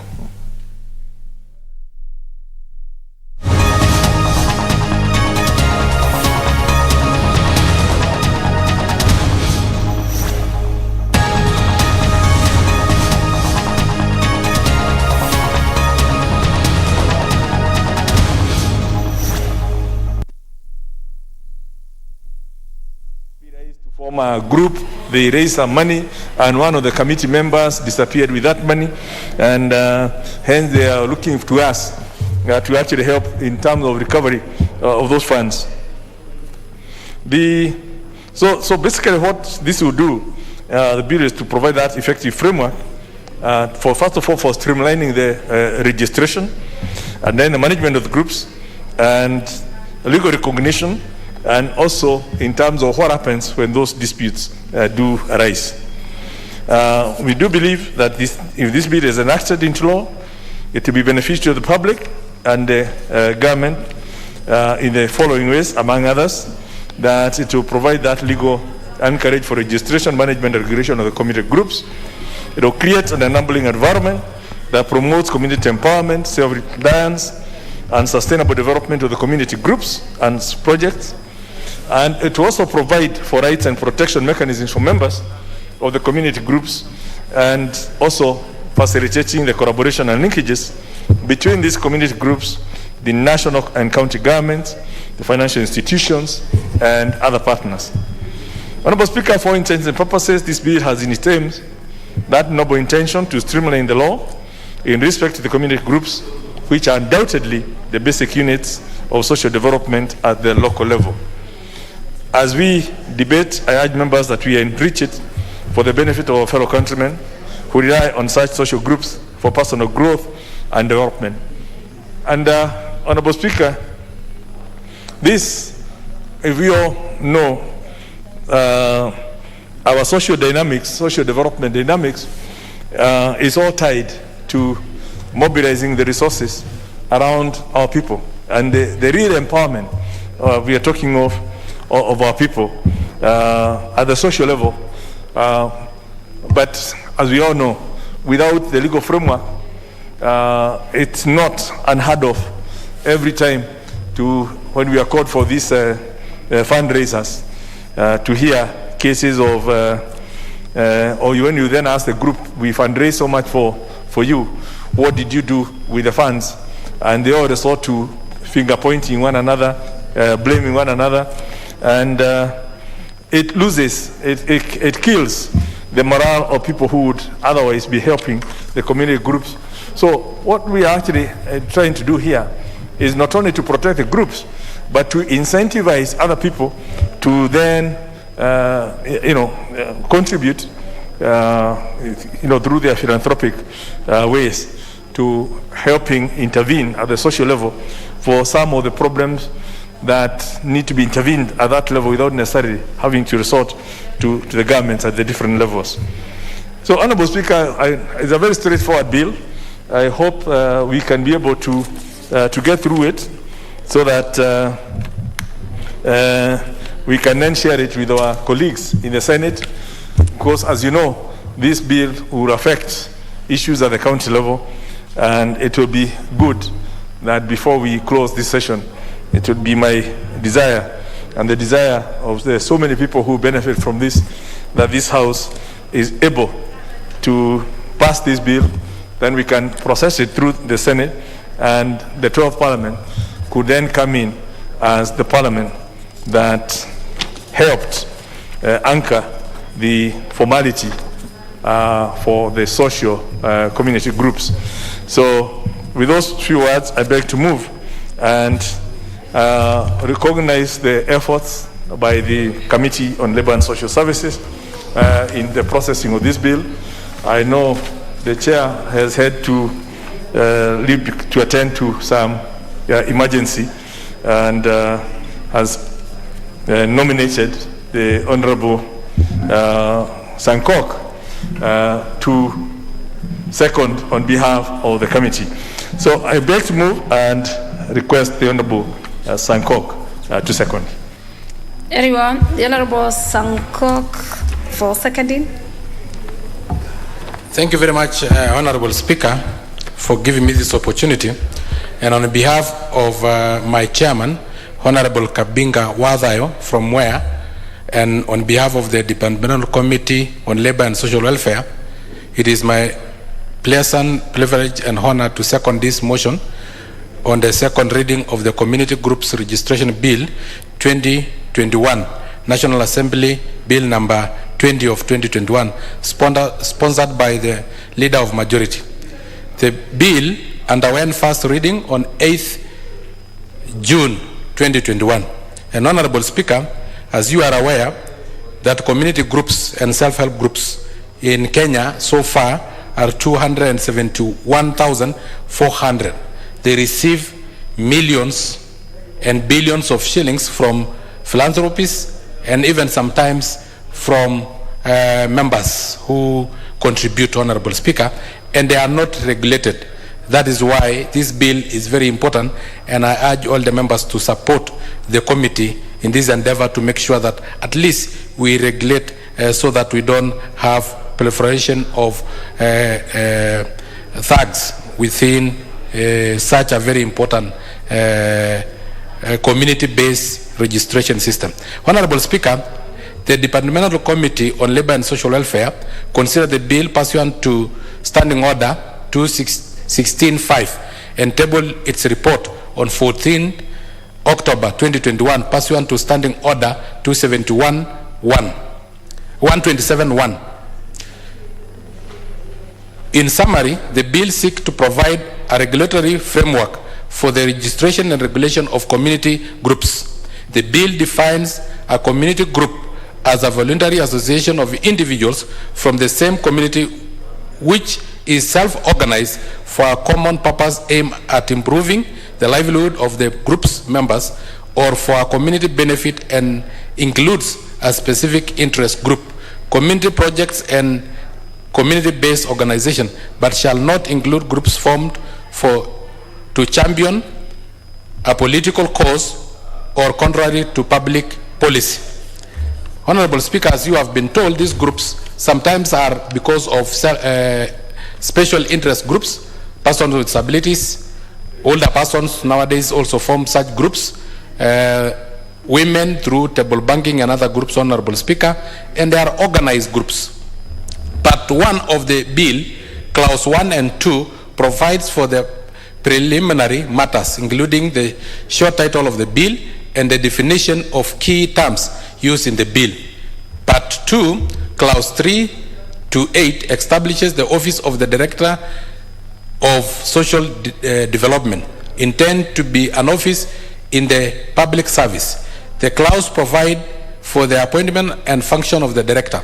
It also provides for social development committees, the appointment the appointment, membership, function and powers, the conduct of business, and the remuneration of the members.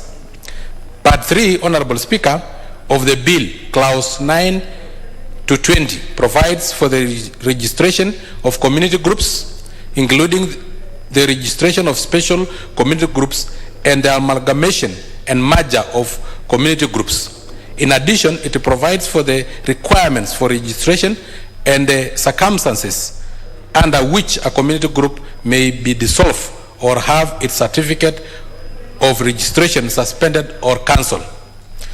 Part 4, Honorable Speaker, clause 21 to 30 provide for the regulation of community groups, including the general objects of community groups, the appointment and role of office bearers, dispute resolution, registers of community groups, and obligation to maintain the confidentiality of members' details. This one is very important because some details from members we have had, Honorable Speaker, at times are collected there and registered in political parties using those details. Part 4, Honorable Speaker, clause 31 to 37 provide for financial matters relating to community groups, including the maintenance of financial records, the responsibility of treasurer over community groups accounts, the power of the director to request information and documents from community groups, the audit of community groups' financial records, and resource mobilization activities by community groups. Honorable Speaker, Part 4, Clause 38 to 41 provides for general matters, including making it an offense to obstruct the director in the course of performing his duties, making of regulations and transitional matters relating to community groups that had been registered by the national government on the coming into force of this bill. The bill affects the function of county government as set out in the 4th schedule to the Constitution and is therefore a bill concerning counties. Honorable Speaker, pursuant to Article 118 of the Constitution and Standing Order 127.3 of the National Assembly, the committee via an advertisement in the daily newspapers of 11th June 2021 invited the public to make representation on the bill. The committee also identified and invited key stakeholders who appeared before it at a public hearing held on 30th and 31st August 2021 in Mombasa County.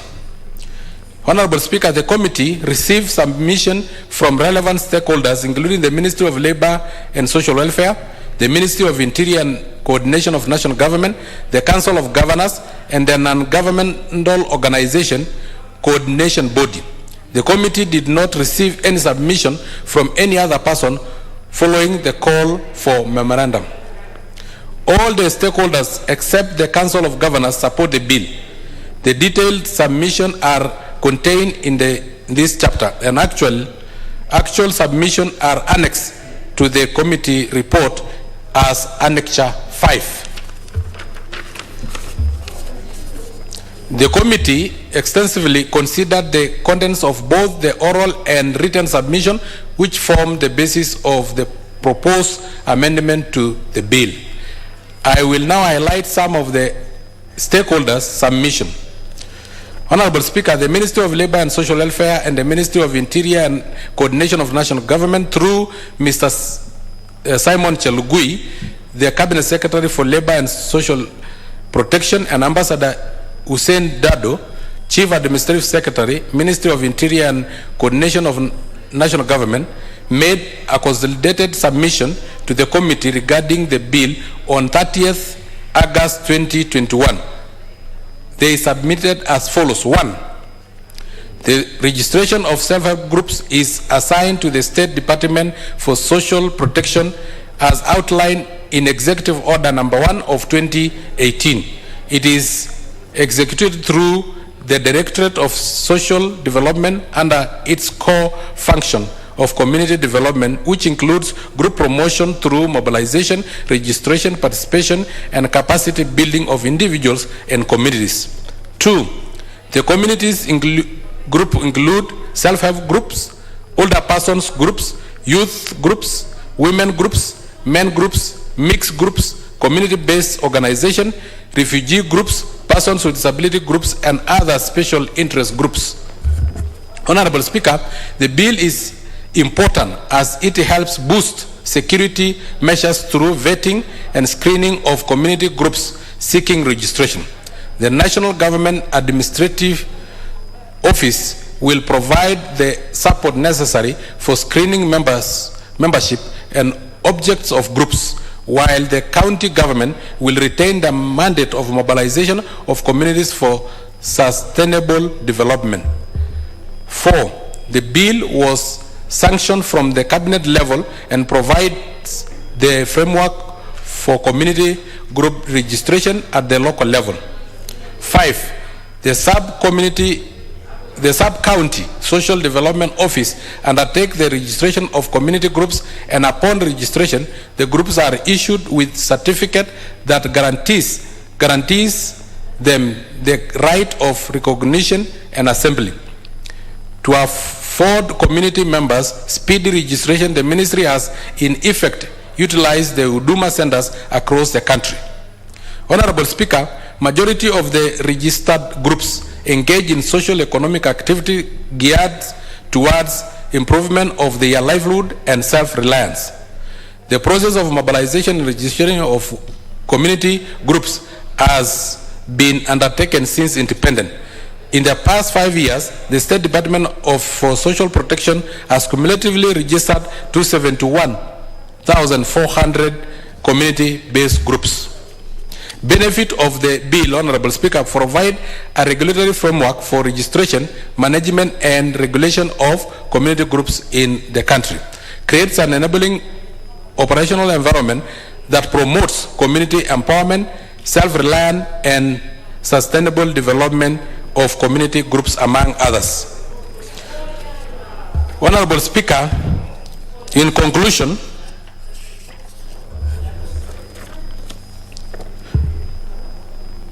I wish to register the highest appreciation to the Office of the Speaker, the Clerk of the National Assembly, and stakeholders who dutifully honored their constitutional obligation and made quality submission before the committee during the public participation period of this bill. May I thank to the members of the Labour and Social Welfare Committee for their diligence and commitment to duty, to undertaking the legislative oversight and representation duties both in committees and in this House. At this point, I wish to seek the support of all members in this House to pass this bill so as to realize its objective, whose impact is far-reaching and beneficial to our constituency. I beg to second, signed by Honorable Josephat Kabinga Wachira Wadhayo, MP Mwea.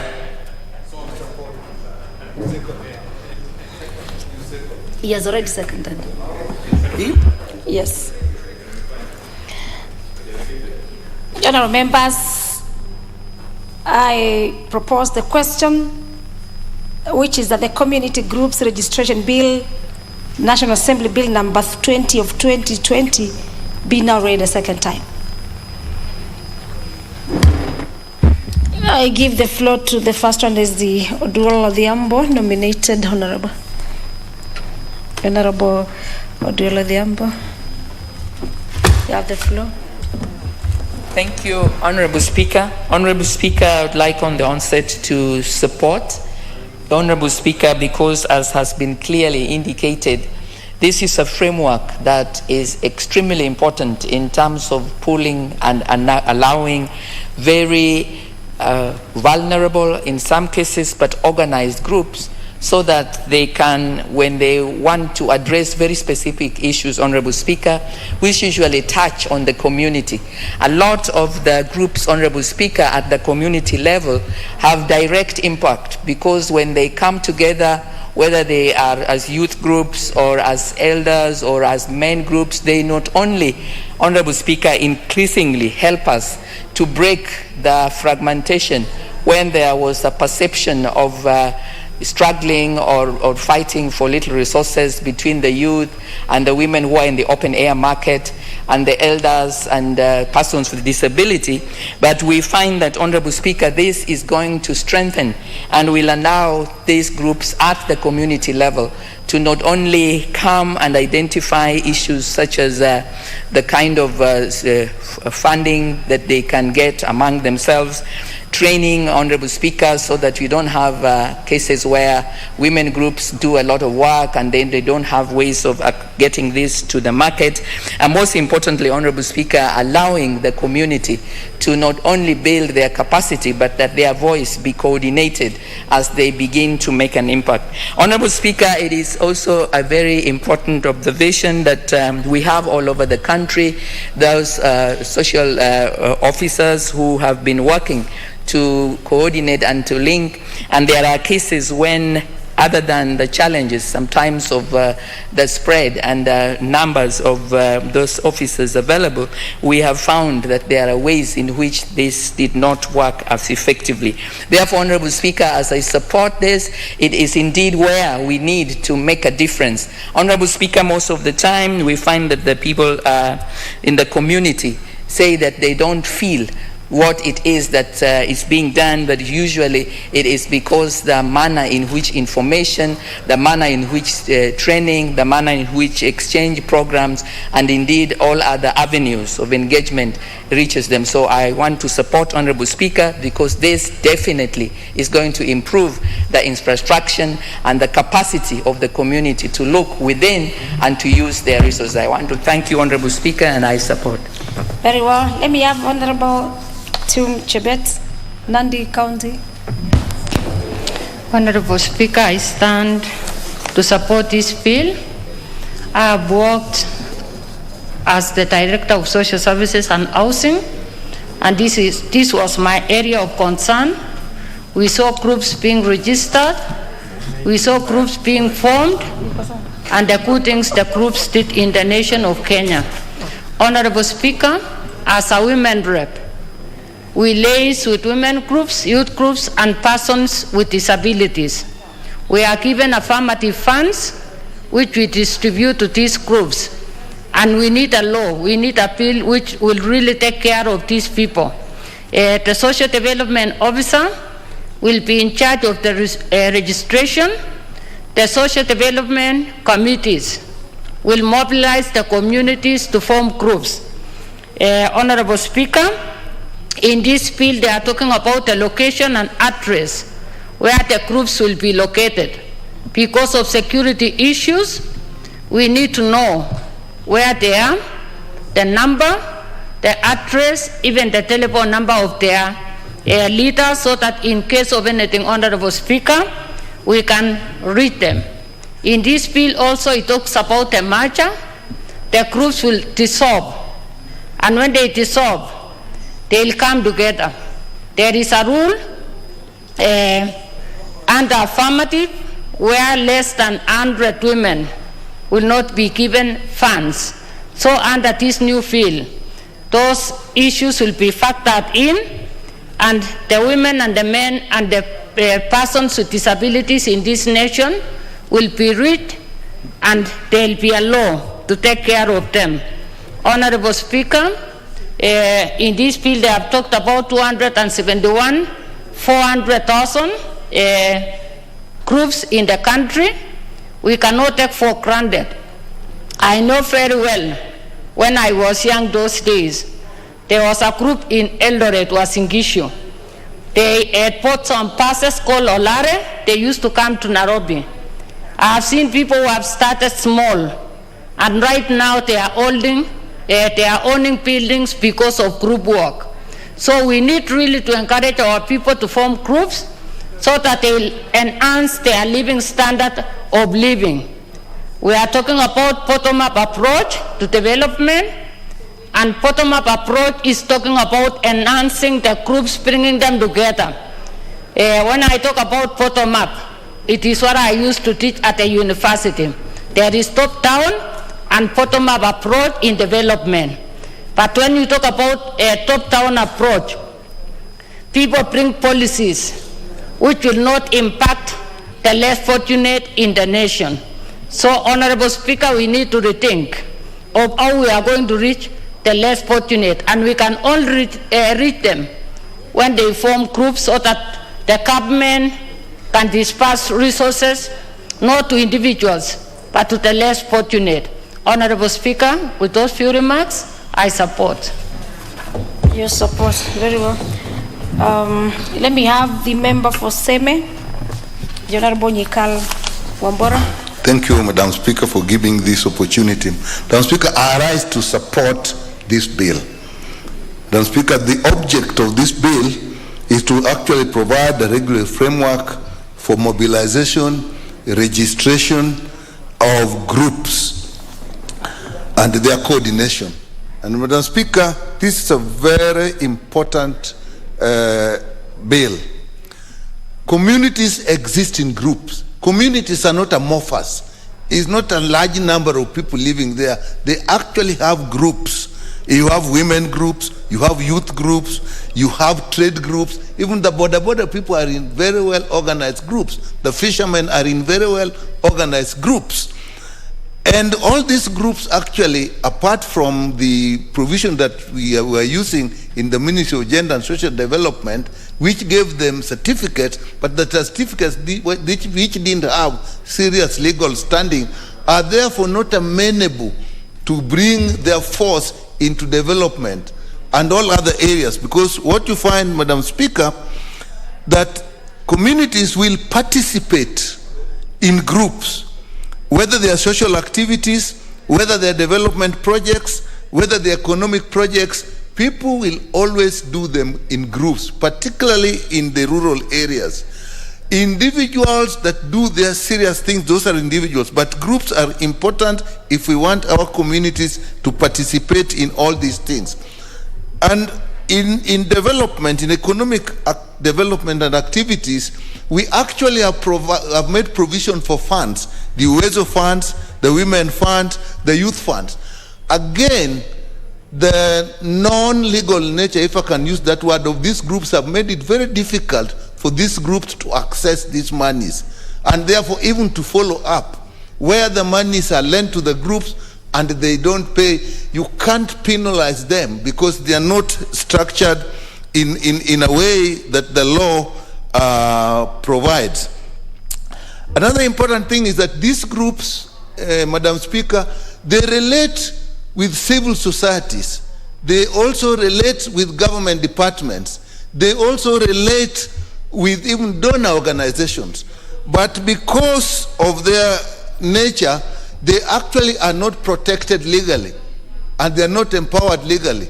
And even the entities that they relate with, even the civil societies, are not protected, because when things go wrong, then you can't take, they are not legal entities.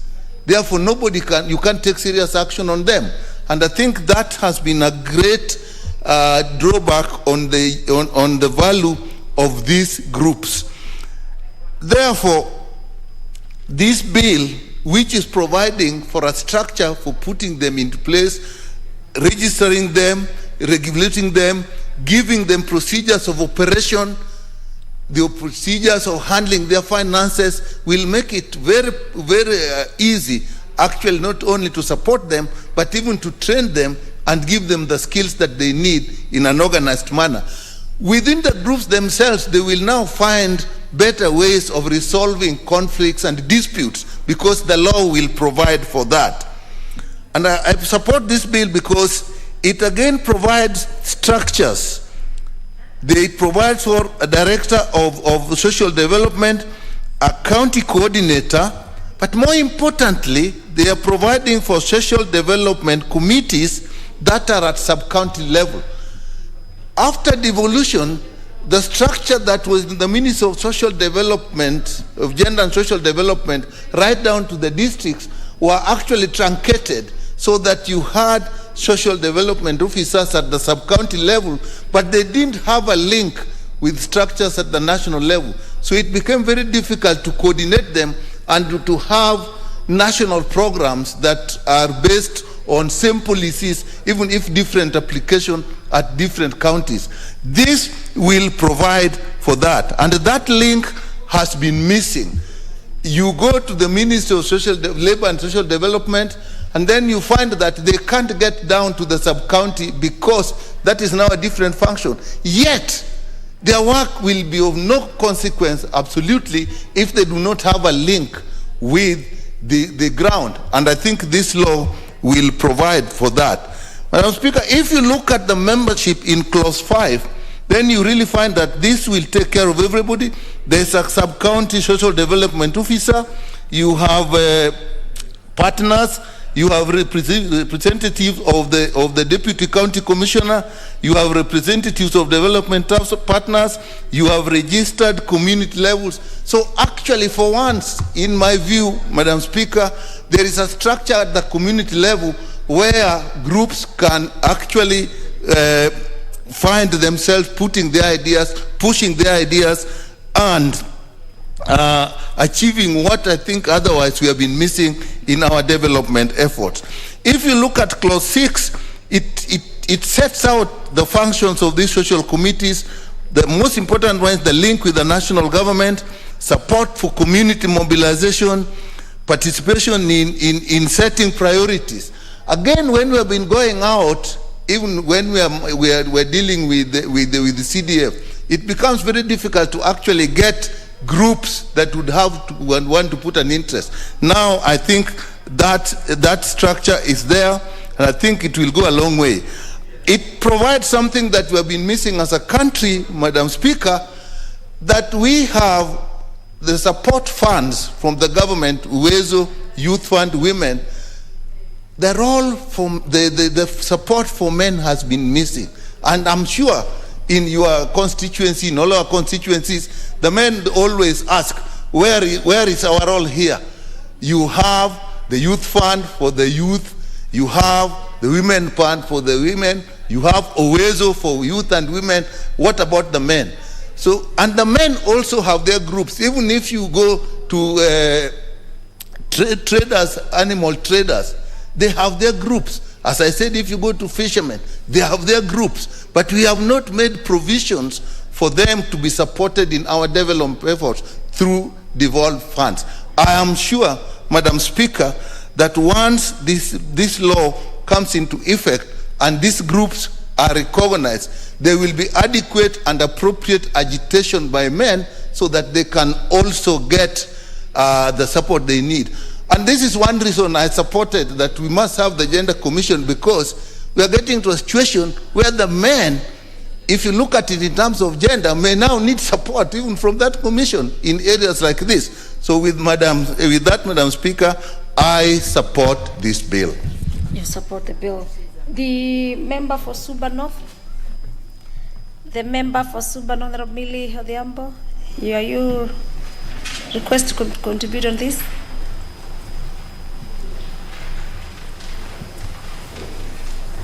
Thank you, Madam Speaker. Madam Speaker, I rise to support this bill.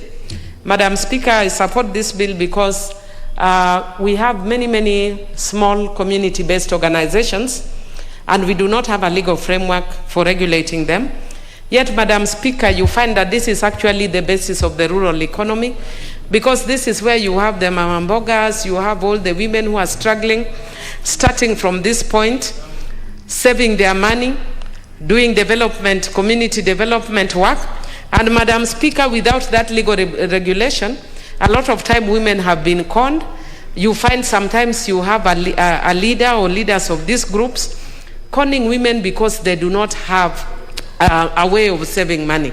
And Madam Speaker, therefore, when we have a legal framework that would will ensure that you have a way of regulating them legally, then Madam Speaker, it means that it will be a sector and an economy that will grow, and that not only just for women but even for young people. Madam Speaker, I remember once in one of the areas in my constituency that some youth groups actually asked me to help to do a fundraiser for them, and I did a fundraiser for 5 youth groups. And after I did the fundraiser, and they were supposedly registered with social welfare, and after I did that, Madam Speaker, only one group came back later to let me know what they have done with their money. But the other ones were telling you the group leaders took off with their money, stole their money. And Madam Speaker, therefore, if we find a proper legal framework, then it means that we'll be protecting that small and rural economy. And it also then enables the people who want to support those groups have confidence and enable them to grow to another level. Madam Speaker, the only thing that I'm hoping the bill does, because unfortunately I've not had time to look at it in depth, is that we need a mechanism for it to graduate to the next level, based on the resources or based on the membership, so that you find a seamless flow from a community organization to maybe an NGO. Madam Speaker, I just want to say with those few remarks, I do support and thank the mover. Thank you. Very well. The member for Tigania West, Honorable Mutunga Kanyuithia. Tigania West representative. Thank you, Honorable Speaker, for the opportunity to also add my voice to this very important bill. Honorable Speaker, as we reflect back into the development under, the interventional units have been groups for a very long time. Even when we used to have training and visit approach in extension, it was evaluated and found to be unsustainable because you cannot visit every individual. So all the interventions were therefore structured to focus or target groups. So if interventions are by group, then it implies that group approach is the best way out. Groups currently, in this country, groups are not considered as legal entities. And this is something that I hope this particular bill comes in to resolve. They are not considered legal entities, and as such, they cannot transact business with international organizations, international donor organizations, or even get money directly from the government, unless grants. Madam Speaker, it is important that probably this law looks into possibilities of transforming or ensuring that these groups become legal entities. They get recognized by law, and therefore they can be used as such. You cannot take a group to court to demand for money that you've given to a group because they're not recognized by Kenyan law. The Societies Act does not recognize groups. The Cooperative Act does not recognize groups. So this law that is coming in, which is centered in the development office, social development office, needs to be structured in a way that it can also recognize groups as legal entities. Honorable Speaker, development credit is also not possible to pass through groups because, it's structured to pass through groups. In some cases, you have had development money being misused because the groups themselves are not sustainable and they have not had any form in terms of registration and in terms of anchoring onto the law.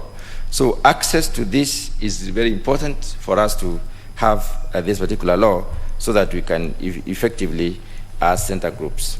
The size of groups is important. When we realize what happens in this country, every entity, if we look at specifically the declared funds, the Women Enterprise Development Fund, the Youth Enterprise Development Fund, the WESO Fund, and also all the other funds that have been declared, the numbers are a bit dissuading. If you look, if the number remains 15 members, and if you are giving a group at least 100,000 shillings for them to do development work, if you divide 100,000 shillings by the individuals within a 15-member group, then you realize that money cannot do any sensible work. We need to be flexible. This law should presuppose that the groups should be at least 5. 100,000 divided by 5 gives you at least 19,000 because you can give 5% as a management fee. So that money is capable of doing something. You can start a small business using such groups. So the numbers is an issue, and it needs to be looked into. And I believe this law has the possibility to look at this particular case. If we want to intervene and the cost development in this particular country, and specifically if we really want to focus on the bottom-up approach, which is a development model that looks at bringing the people on the lower part of the pyramid up, then, Honorable Speaker, we need to have serious groups formed. And if these groups are not anchored specifically in law, then we do not have a possibility of sustaining those groups. Sustainability has to do with the continued accrual of such benefits over time. And we cannot also talk of accruing benefits when we have intermittent kind of development. The idea of a structure is important. Our communities, yes, we have individuals and loose groups, loose formations, and these loose formations will need, in time, they will need to be structured and they need to be anchored onto law. So the ideal structure is from individuals to groups, which have not been recognized by law, then from groups to community-based organizations. These community-based organizations are also not recognized by law. And then we can go to, therefore, the cooperatives, or probably we can go to the savings and credit cooperative organizations, and then up to companies and corporates. So looking at that, we have a legal lacuna down there where the groups do not really, the formative units are not recognized by law. So I believe this law comes in to make sure that particular legal lacuna is sorted out. And that's why I think this law comes in, or rather this bill comes in at the right time to be able to look into development under while using the group approach. You realize that resources cannot be enough to every individual. And development, Honda has to go to target a certain entity. The smallest entity in development is a group. But if the group is not a legal entity, then we have a problem. So I think it is important for us to look into this law and see how we can make it inclusive and thorough in the sense that it will take care of the groups. So, Honourable Speaker, with those few remarks, I wish to support. You wish to support. The members have noted of late members not carrying their cards. And you know that is the only way we can tell or know that you're requesting either to speak or you're requesting on an intervention. And you cannot be raising hands from where you sit. So for this matter, let me have the member for Nakuru County. She was trying to raise, to catch the speaker's eye. Give her the mic. Let us purpose to carry our cards. That is the only way you will help the speaker. Asante, Madam Speaker, kunipatia hii nafasi pia nichangie kwa mswada ambaye ameletwa kwenye bunge na mheshimiwa ambaye ameileta. Ninaunga mkono mswada huu, Madam Speaker, sababu inaongea juu ya vikundi ya kina mama ambaye sisi wote ni sababu tosha kwa nini tuko kwenye bunge huu, ni kuwakilisha kina mama. Na wale wa mama, Madam Speaker, ambaye tunawakilisha ni wamama ambaye wamejiunga na vikundi mbalimbali. Tumesikia kwamba kuna muungano ya kina mama ambaye wanahitaji kuwa members 100, inaitwa community based organization, na kuna vikundi ya kina mama ambaye wanahitaji tu members 20 ikue kikundi ya kina mama. Sababu ambaye imenifanya niunge mkono hii mswada ni kwamba hatuna sheria kwa mambo na utekelezi ya mambo ambaye inahusu kina mama. Kwa hivyo tukiweka kwa sheria, kina mama watajua women group ni nini na community based organization ama muungano kubwa ya kina mama ni nini. Wanaweza kutofautisha mahali watapata pesa, wanaweza kutofautisha ni pesa gani wataiendea, wanaweza kuelimishwa kuhusu membership yao ama juu ya kikundi ambaye wameunga na wameregister. Madam Speaker, ninasema hivi sababu kina mama wengi katika nchi yetu ya Kenya hawajaelimika juu ya vikundi ya kina mama. Na wengi wamekuwa na shida sana jinsi vile wataunga vikundi vyao. Tunapoongea juu ya kina mama, tunaongea wale wa mama ambaye wameenda shule, wako na elimu, na kuna wale wa mama wa nyumbani ambaye hawajaenda shule. Na pia wote ni wa mama na wanahitajika kutengeneza vikundi vyao ili waweze kufaidika na pesa ama kunufaika na pesa ya serikali. Madam Speaker, ninaelewa kwamba kuna watu vikundi fulani katika nchi yetu ya Kenya wamejiunga kupatiana pesa kwa kina mama ama vikundi ya vijana ama vikundi aina yoyote. Na ni pesa ambaye inapatianwa, ni pesa hakuna sheria ambaye inalengesha vile wanatekeleza mambo yao. Hivi ninataka kusema kina mama wengi sana wameumia wakichukua pesa kwa vikundi ambaye haina sheria ya kupeana pesa katika nchi hii yetu ya Kenya. Kuna pesa ambaye inaitwa Shylock, Madam Speaker, ambaye interest yao iko juu na wamama wengi hawajui. Na imefika wakati wamama wanaumia sana wakati wanachukua hii pesa. Hii inafanyika hivi sababu kina mama hawana elimu ya kutosha. Na tunapounga mkono mswada hii leo, Madam Speaker, ninataka kuhakikishiwa kwamba kutakuwa na walimu katika every sub ama katika constituency, kila constituency, ili kina mama wapate elimu ya kutosha. Ninasema hivi Madam Speaker, kuna pesa ya Uwezo Fund ambayo imewekwa katika ofisi ya mheshimiwa kila mjumbe ya kila sub county, lakini wamama wengi hawajui. Kuna pesa ambayo inaitwa Women Enterprise Fund ambayo ni pesa ya serikali, zote ni pesa ya serikali, lakini wamama wengi hawana elimu na hawana habari vile wanaweza kutafuta hiyo pesa, na pesa hii imesimamiwa na njia gani. Kwa hivyo tukiwa na sheria kama hii ambayo imeletwa siku ya leo katika hii bunge, kina mama ya nchi yetu ya Kenya watafaidika na watanufaika sana.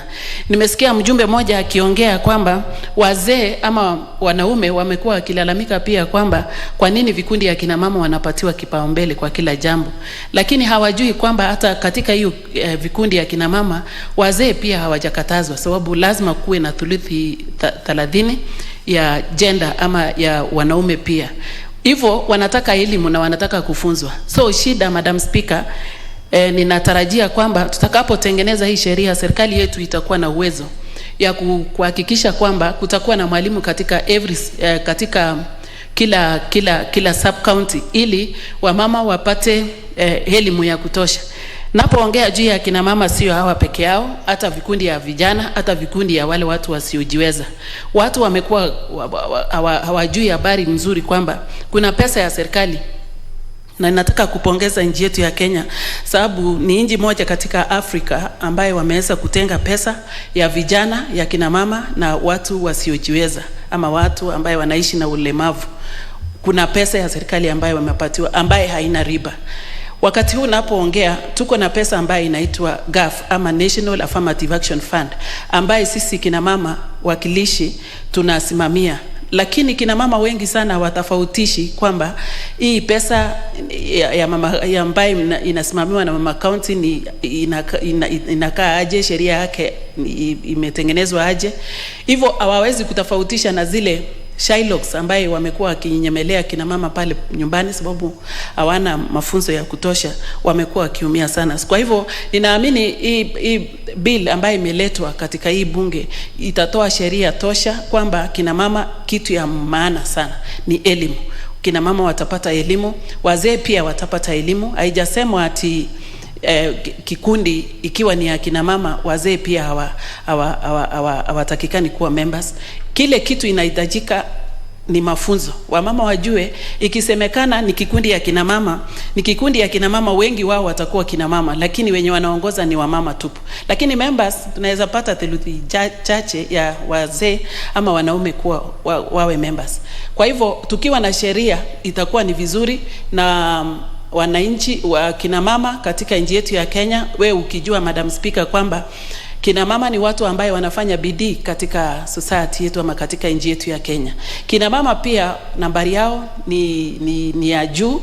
Kwa hivyo wakipatiwa pesa ama wakisaidiwa kwa mambo ya elimu, chinzi vile wanaweza kutengeneza vikundi vyao pale nyumbani, watafaidika sana na tutafaulu, sababu mambo yote tutakuwa tumeanzia pale chini.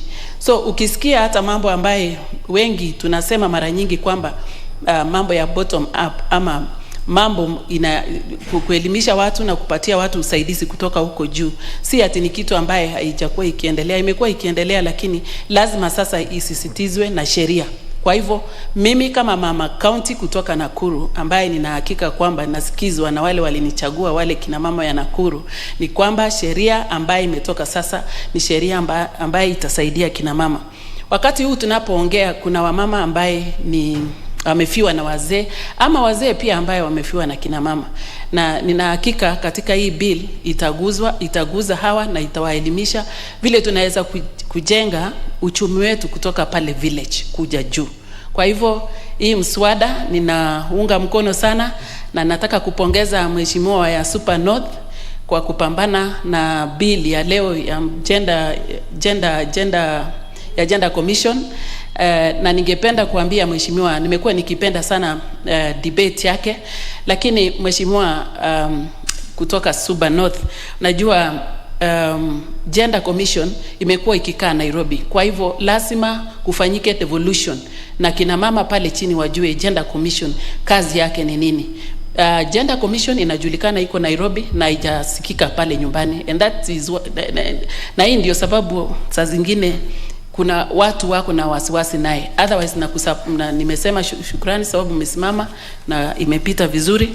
So Madam Speaker, naunga mkono mswada ambaye itatetea mambo ya kina mama. Asante sana. Asante. Sasa Gender Commission imeingia kwa vikundi. Asante lakini kwa sababu wale mama. Nipate Mheshimiwa Nasir Sherif kutoka Mvita. Na pole sana, tumejua kwamba umepoteza wafanyikazi wako 4.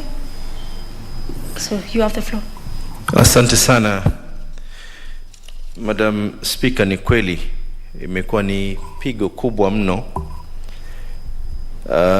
Leo itakuwa ni siku ya 4 tumeweza kuwapoteza vipenzi wetu watu 4: Ali Omar Naaman, Carol Wayua, Ellison Musyoki na vile vile Athman Muhammad. Leo Madam Speaker, tunazungumzia kuhusiana na sheria jinsi ambavyo kwamba vikundi vinafaa kusajiliwa na jinsi ambavyo kwamba vikundi hivi vitaweza kuhifadhika. Kati ya wale ambao kwamba wangelikuwa wenye kuhusika zaidi ni hawa ambao kwamba wameenda mbele za haki, na kwa Allah tunatoka na kwa hakika kwake tutarejea. Na Mwenyezi Mungu atujalie sote tuwe na subra katika wakati huu wa husni. Kila nafsi itaweza kuonja kifo. Leo wametangulia na sisi tuko nyuma yao. Madam Speaker, leo tunazungumzia kuhusiana na sheria ya vikundi, jinsi vya kusajiliwa. Kuna kitu hapa ambacho kwamba kimeni furahisha zaidi. Utapata kuna baadhi ya vikundi vingine anaweza kujisajili akiwa yuko Mombasa, kisha mwingine akaenda katika sehemu nyingine akajisajili pia vile vile. Ukapata vikundi vile vina jina moja. Kuna uwezekano wa kuhadaa na watu kuweza kuchukua fedha ambazo kwamba hazifai kwa mtu fulani zikachukuliwa na zikapelekwa kwingine. Na pia vile vile utapata ya kuwa sheria jinsi ya vikundi hivi watu waweze kustirika kwa wabaya wa nje na kustirika kwa wao wenyewe kwa wenyewe. Fedha ni kitu ambacho kwamba sisi kule kwetu tunasema ya kwa pesa haikusilimu. Yani inaweza kufanya jambo lolote hii shilingi Madam Speaker. Kwa hivyo sheria hizi, na nimeona hapa kuna application zimeweza kuletwa submission kutoka kwa Council of Governors, na wameweza kuelezea ya kuwa hawakufurahishwa na baadhi ya vipengele hapa, kwa sababu katiba ya Kenya inasema ya kwa masala ya kijamii ni lazima zishughulikiwe na serikali za county. Lakini kimtazamo wangu mimi na mtazamo wa kamati walioweza kuiweka hii ni kuwa haya ni mambo ambayo kwamba yako chini yetu sisi, na tusipoweza kuyaweka sisi kuhakikisha ya kuwa tumewalinda wale ambao kwamba wanajaribu kujizatiti kuweza kufanya vyama vyao. Leo wangapi ambao kwamba wameweza kufaidi na Uwezo Fund, wangapi wameweza kufaidi na Women Enterprise Fund, wangapi wameweza kufaidi na Youth Enterprise Fund vile vile. Kwa hivyo mimi nakubaliana na sheria hii. Lazima kutakuwa na mabadiliko madogo hapa na pale, lakini la muhimu zaidi ni kuwa hii ni sheria ambayo lazima sote tuweze kuipiga pambaja, ili wale ambao kwamba wenye kutumia na wenye kujisajili kama vikundi waweze kuhifadhika na sheria ambazo kwamba tutaweza kuziweka. Asante sana Bwana Speaker. Unaunga mkono ama unaunga? Mwingine alisema ameunga mkono na Muguru wa kutoka Mombasa.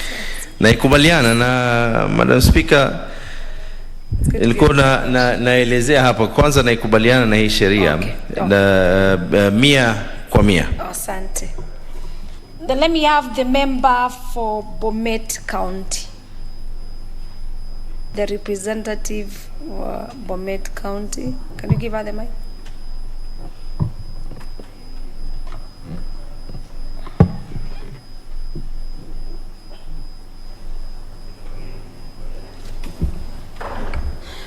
Thank you very much, Madam Speaker, for giving me this chance to also congratulate the Committee on Labor and Social Welfare for this very wonderful bill on the Community Group Registration Bill, number 20 of 2020. Madam Speaker, this bill has come at the right time. A number of colleagues have talked over the same, and I want to say, Madam Speaker, indeed we've been undergoing a number of challenges on the issue of giving funds to these groups, and sometimes even the ministry experienced numerous challenges while trying to effectively respond to the needs of these groups. Madam Speaker, more so, where conflicts, leadership wrangles, misappropriation of group resources and assets have occurred, unregulated registrations and management of community groups has led to the weak complaints and grievances redress mechanisms. This has also in some instances led to exclusion, marginalization and exploitation of vulnerable members of the society. Madam Speaker, I want to say that the bill will assist us in terms of curing the registration of the community groups. Those are groups for people living with disabilities, groups, the youth groups, the women groups, and other big groups like the CPOs, the community-based organization. Madam Speaker, I also want to thank the committee for also seeing the sense of bringing this bill that will also provide the regulations of the community groups, including the general objects of the community groups, the appointment and the roles of the office bearers, which sometimes becomes a problem in terms of how they operate. Sometimes you give them funds, they go round and round in terms of fighting over the same, and I want to say this bill will assist us to resolve those issues, dispute resolutions, registration of the community groups, and obligations to maintain the confidentiality of the members' details. Furthermore, Madam Speaker, there is also the issues of provisions of financial matters relating to community groups. Madam Speaker, this includes maintenance of the records. Sometimes you can fund a group, and if you don't have proper records as an office, you will end up even giving the same group again the resources to an extent that other groups will be disadvantaged. Madam Speaker, I don't want to say much, but I also want to thank the committee for looking into the submissions that was given from various stakeholders, including the Ministry of Social Welfare, the Ministry of Interior and Coordination of National Government, the Council of Governors, though the Council of Governors never gave their views, and even the non-governmental organizations coordination board, which have also chipped in terms of assisting our numerous groups within our regions. Madam Speaker, I don't want to say much, but I also want to say that the bill is very, very important because it will be assisting us in providing regulatory framework for the registration, management, and regulations of the community groups in the country. Otherwise, Madam Speaker, I support. Thank you. Very well. You can disconnect the mic. Let me have the member for the Honorable CNN. You had requested, and members, please ensure that we have our cards.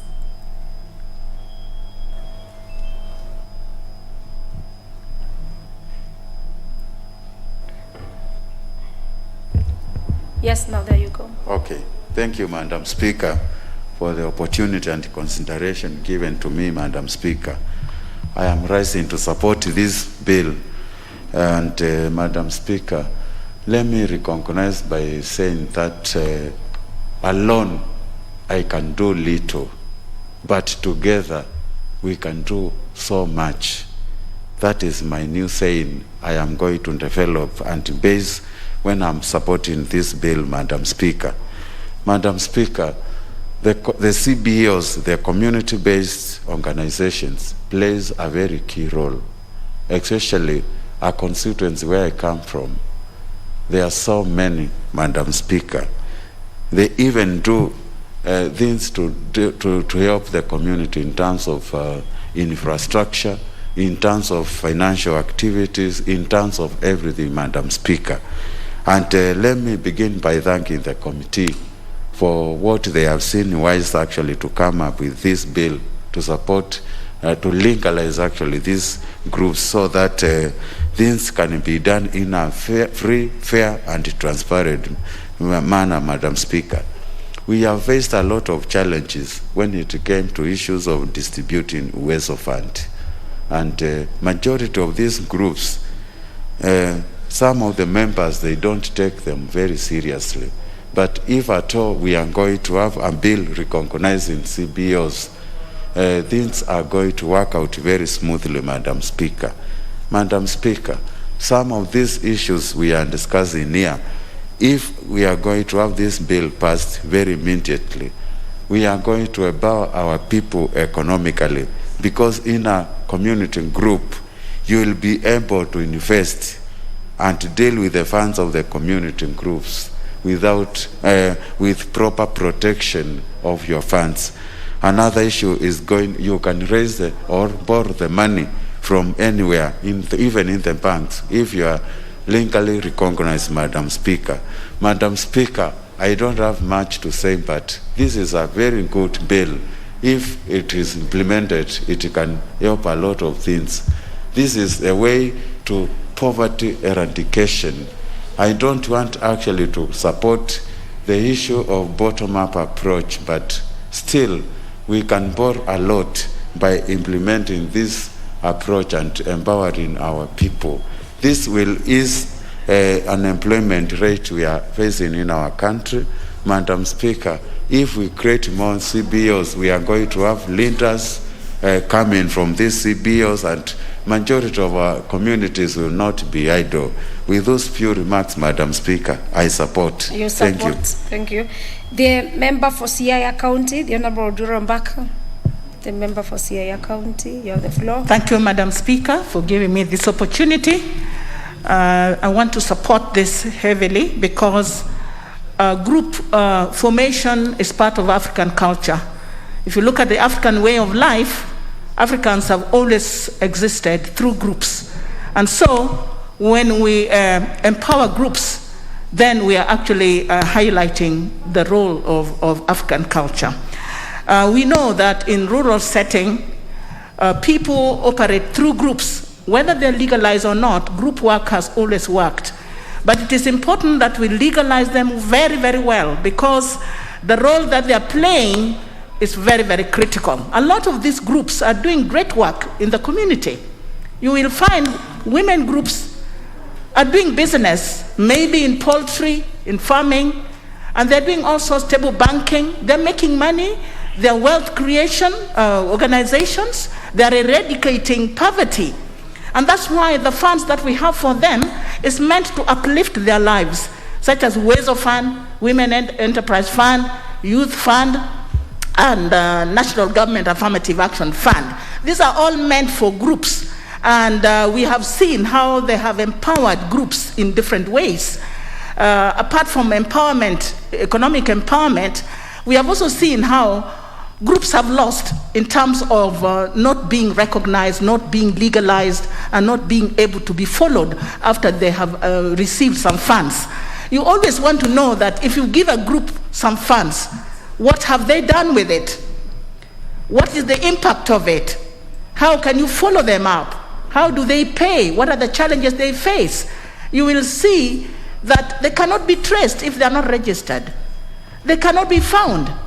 They have disappeared, and it's such a big challenge, and a lot of resources go to waste if you cannot trace the groups that you funded.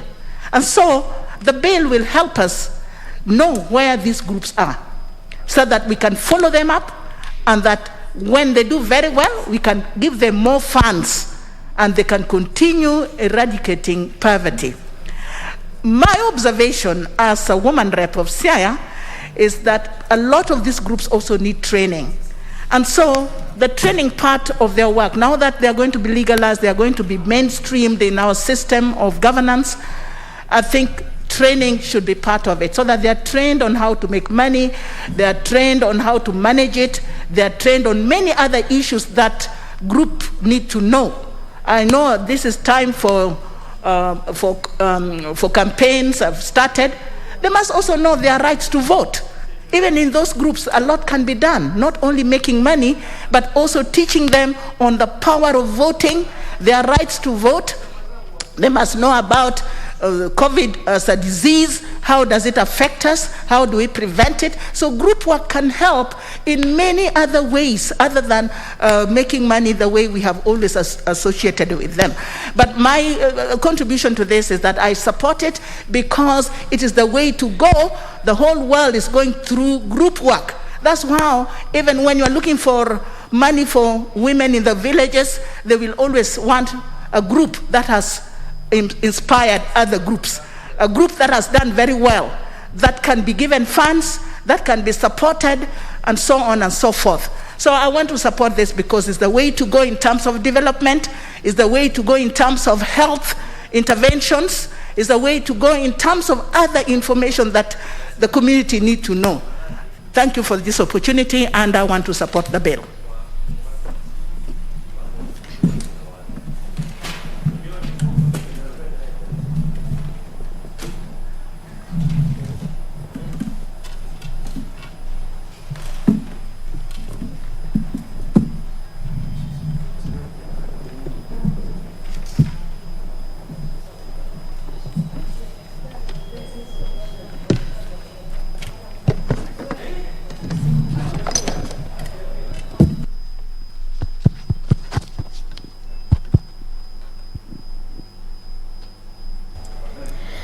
Now it's working. Thank you. Let me have the member for Lukuyani constituency, the Honorable Kibukuchi Wamalwa, to have the floor.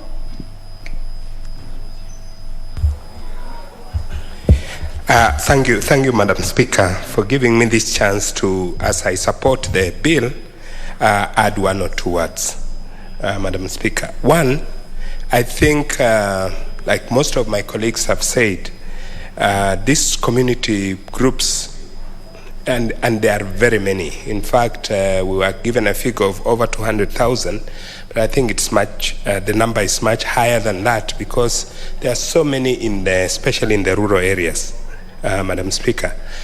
I think it's a good thing and it's a welcome thing that these groups are actually regulated. They are actually registered. And they are actually, we get to know who they are at any given time, Madam Speaker.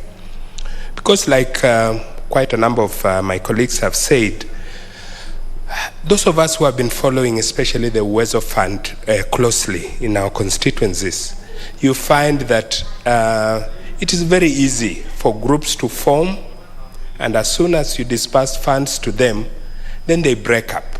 And tomorrow, the group, you can't follow it up at all because the group has broken up. But now that we are going to have them registered, we will have to know who their office bearers are, and the number will have a register of their membership, Madam Speaker. I think it's very easy to be able to follow what these groups are doing. Secondly, as I support, I want to say that on this whole issue of office bearers and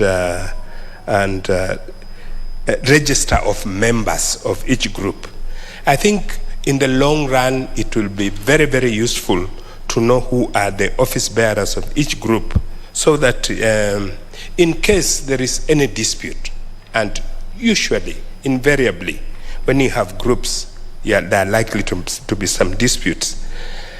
I am very sure in the memorandum we will have a way of how we can be able to solve the disputes that may arise in each group on a day-to-day or as the group progresses.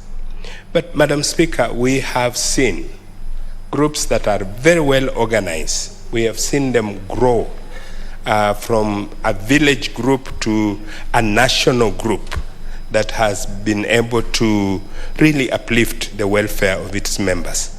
But as we grow, as the group grows, so does the likelihood of disputes arising. So it is good, I'm very sure, as in the bill or in the regulation, there will be a way of how we can be able to sort out the disputes that may arise, Madam Speaker. So, like I said, a lot has been said. Probably I'm repeating many of what has been said, but I support, and I think it is time that this bill was operationalized. Thank you, Madam Speaker. Very well. The Honorable Ibrahim Sahal, nominated. Honorable Ibrahim Sahal, nominated. You have the floor. Thank you, Madam Speaker, for the opportunity. Madam Speaker, the bill defines a community as people who live in the same geographical area or who are regarded as a unit because they share common interest.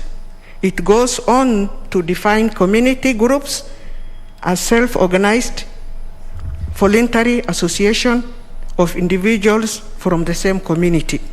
The Office of the Director of Social Department is one of the most important part of this bill, and it is charged with a variety of duties, including mobilizing communities to form community organization groups with a variety of duties, including mobilization to form community groups, to carry out development projects, registration of community groups, supervision, monitoring, and evaluation of community projects. By the community groups, investigation of community groups' activities, and establishment and maintenance of community development management system. Madam Speaker, the bill will make it easy to register community groups based on geographical regions or common interest. Currently, the groups can be registered under different laws, which are very complex and time-consuming. The bill will also make it possible to register social groups, resident association, tribal groupings, family groups, and shared interest groups. Groups are examples of organizations that may be eligible for registration under this law. Previously, such groups could only be registered as societies or public benefit organizations. The registration process is lengthy and includes background checks by investigators and other regulators. Madam Speaker, the bill establishing a sub-county community development committee to handle any social welfare issues that arise in the sub-county. These communities are composed in such a way that they represent collaborations between the public and the private sectors as represented by community groups. Madam Speaker, finally, if this bill is passed into law, it will improve community objectives such as development, participation, and engagement. Local groups will facilitate grassroots community development. I therefore support, Madam Speaker. Thank you. Very well.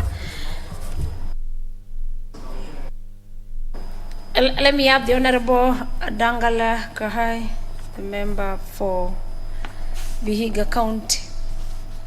You have the floor. Thank you, Madam Speaker, for giving me this opportunity to voice on the community groups registration, National Assembly Bill 2020. Madam Speaker, this bill will allow for the registration of simple registration of community groupings like the CBOs, the mostly non-village groups. And it's through groupings, Madam Speaker, these groups assist, like let's say the village women, the youth, and the people living with the disability to do their things. It enhances a lot of activities to be done within groupings. I'm very sure once this bill is put into place, it will be able to foster development in our communities by enhancing social welfare amongst our people. Therefore, this is a timely bill that has come at the right time. It will assist. We have had some cases whereby groups get funded. Once being funded, you will find that the officials will have controversies. Some of them will take off with the group fundings. So once this bill is made into law, it will have to ensure that some of those issues are not there. Arrangements will be done properly, and the groups will develop through such, the CBOs and the normal groupings.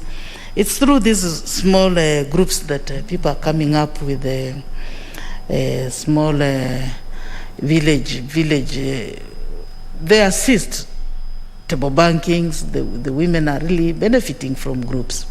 So once a law is put in place to govern this kind of scenario, Madam Speaker, it will be of great importance to our people. It will assist greatly. Therefore, I want to support this bill with the outermost strength, because it is going to assist our women groups, our youth groups, our people living with disability groups. Thank you, Madam Speaker, for giving me this chance. Very well. For the members who are coming in, we are on order number 11, the Community Groups Registration Bill, National Assembly Bill number 20 of 2020, as moved by the Leader of Majority. In fact, this is a bill that I can see it has a lot of interest by honorable members, especially the members, the counties, the county members of parliament, because of the kind of work that they do, together also with the constituency members. So with this, let me have the member for Likoni, the Honorable Boko Hamisi. Thank you, Madam Speaker. Madam Speaker, I also raised to support this community group registration bill. Madam Speaker, this bill is very important because it provides a framework for the purposes of mobilization, registration, and also coordination of community groups, Madam Speaker. Madam Speaker, having this kind of a bill will have a regulatory framework which will also ensure that there is smooth and prompt registration of community groups. Madam Speaker, we know we have several community groups such as self-help group, community-based organization. We also have groups for people with disability. We also have groups from different special communities, Madam Speaker. Madam Speaker, it is very important because this group normally, they have some objectives which they need to meet. And without having a legal regulation, or rather having some laws which will govern and also will ensure that there is smooth management of the operation of these groups, Madam Speaker.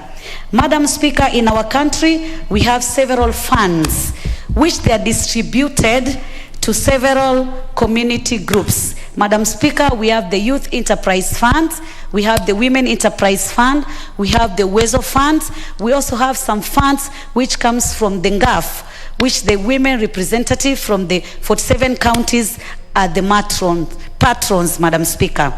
Madam Speaker, because we have these funds from the government coffers, which goes to these community groups, Madam Speaker, there is a need to have some auditing of those finances which have been distributed to these groups, Madam Speaker. Madam Speaker, we have seen some challenges. Sometimes a group is formed, and then maybe after receiving some funds from any kind of fund, whether it is Women Enterprise Fund or Youth Enterprise Fund, you can see maybe sometimes the leadership of that groups, like maybe the chairperson, maybe the secretary and the treasurer, sometimes in certain circumstances, they use that money without the rest of the members knowing what kind of business has been done using that money, Madam Speaker.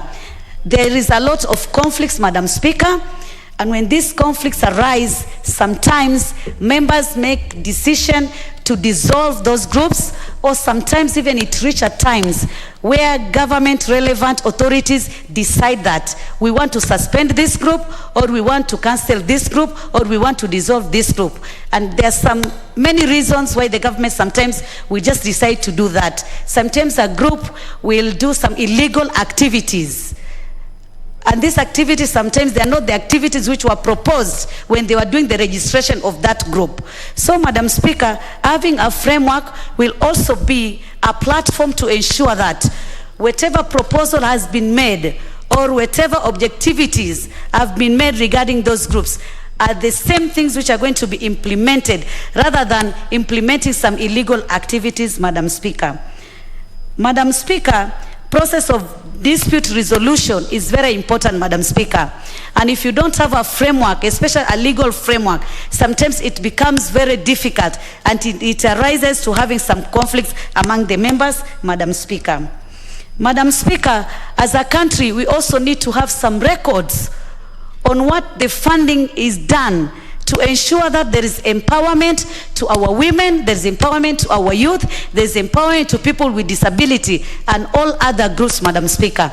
And if we don't have this kind of a framework, Madam Speaker, it becomes difficult. And even sometimes as a parliament here, the role of oversight, it will become very difficult, because sometimes we'll ask, how do we oversight if we don't have a legal framework to ensure that we have the records of all the funds which have come from the government coffers, Madam Speaker. Madam Speaker, I also want to agree on the creation of the Director of Social Development and also the committee, because these are the people who will ensure they will ensure the regulation of the processes and the operations of the groups, and also the management of the groups, Madam Speaker.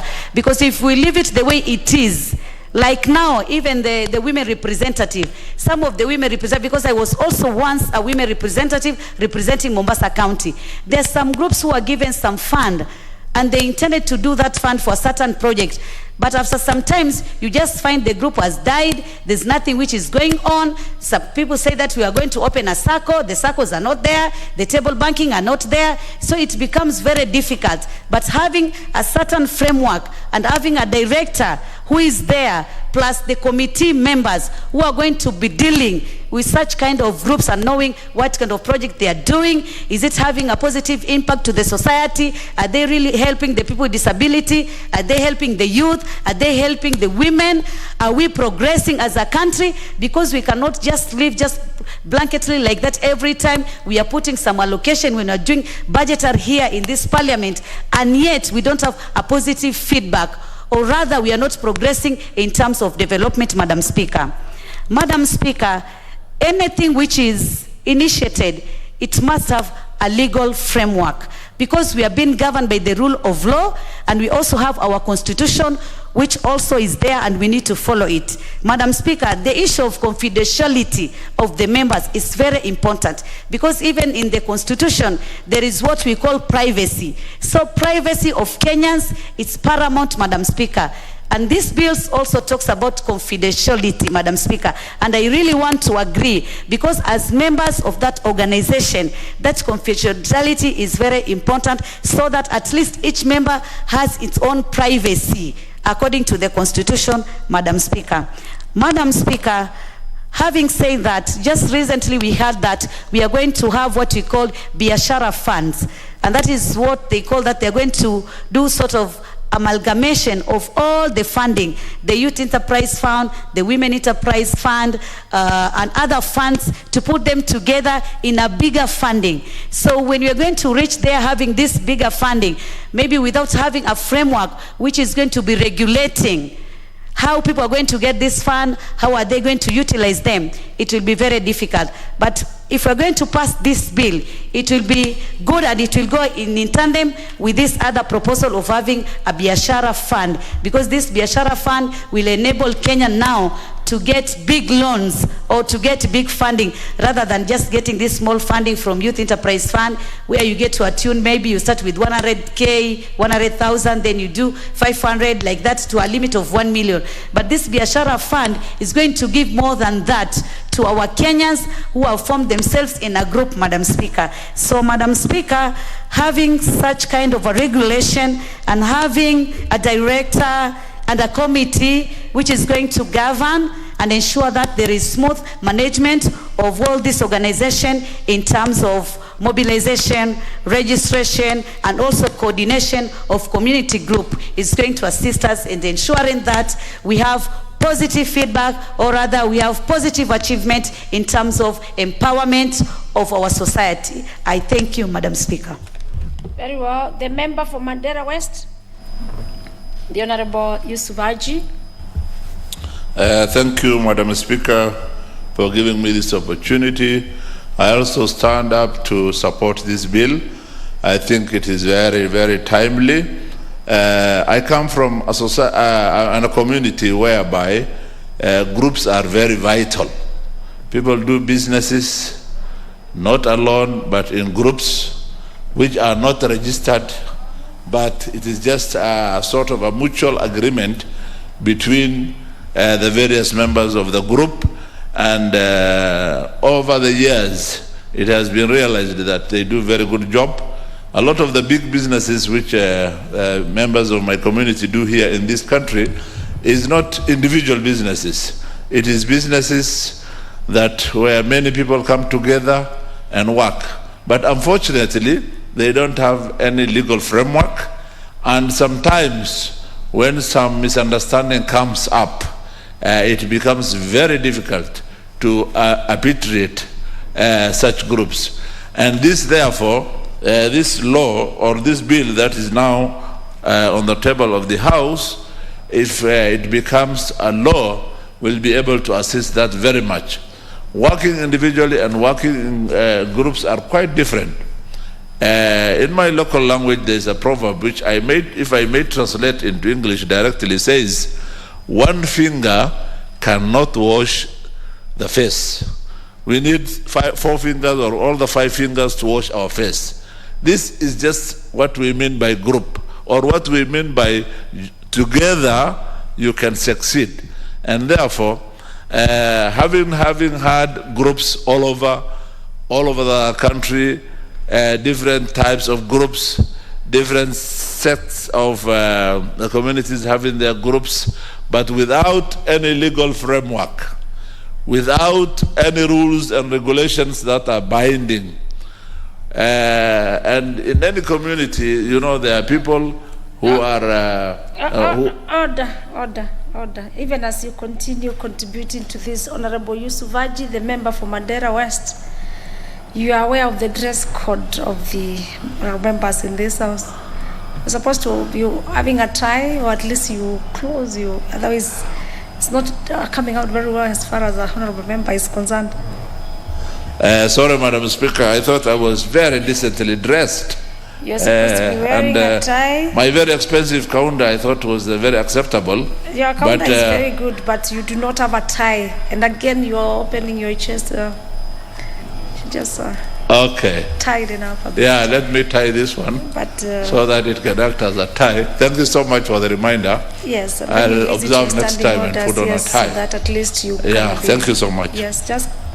So to continue with, groups are very vital indeed, and nobody in this world can work alone.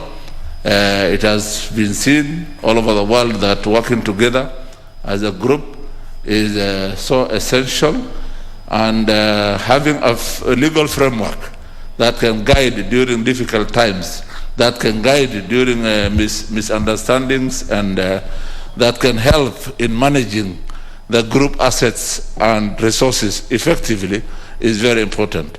I therefore stand up here to support this bill. Thank you so much, Madam Speaker.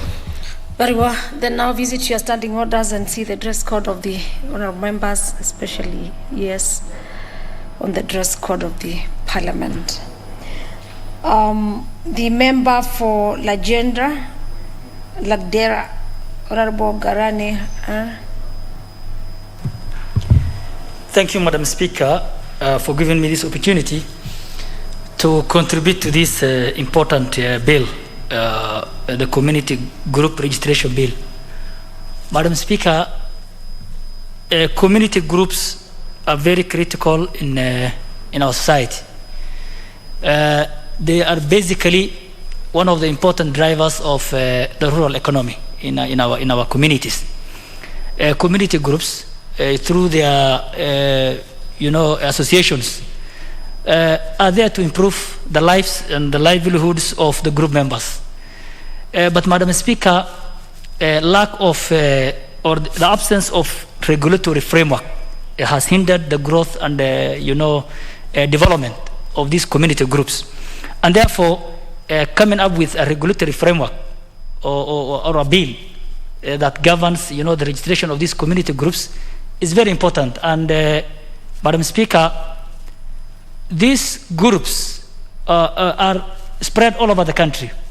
These are members, the members of societies that are in the lower echelons of the economic hill. So therefore, having these people regulated is very critical. Madam Speaker, these community groups engage in social economic activities that is geared towards improving their well-being. Madam Speaker, community groups engage in small-scale businesses, including selling of milk, selling of vegetables, selling of charcoal, and these are the people that really needs to be aided or to be helped in our society. And therefore, the problem has been because there is no law that governs these community groups. It has been difficult sometimes to even access them, so that organizations that want to help can help them.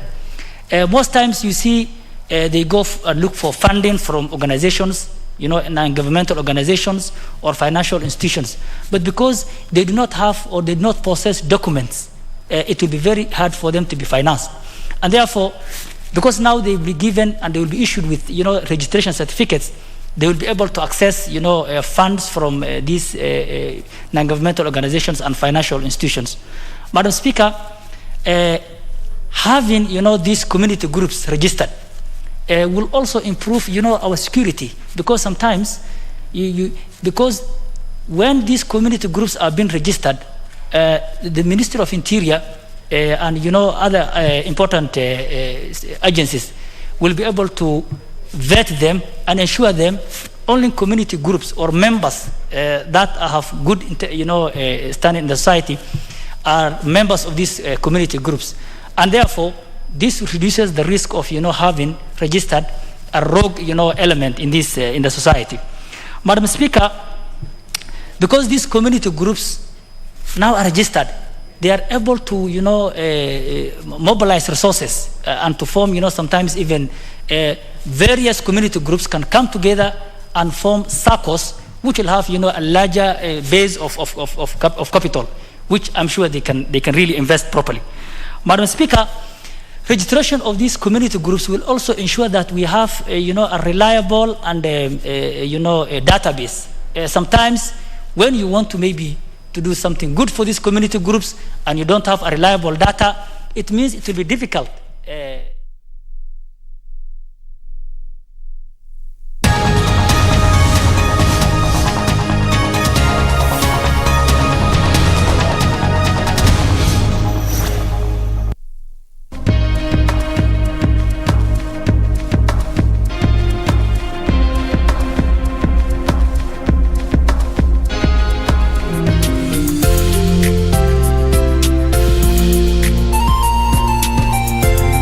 KDIC.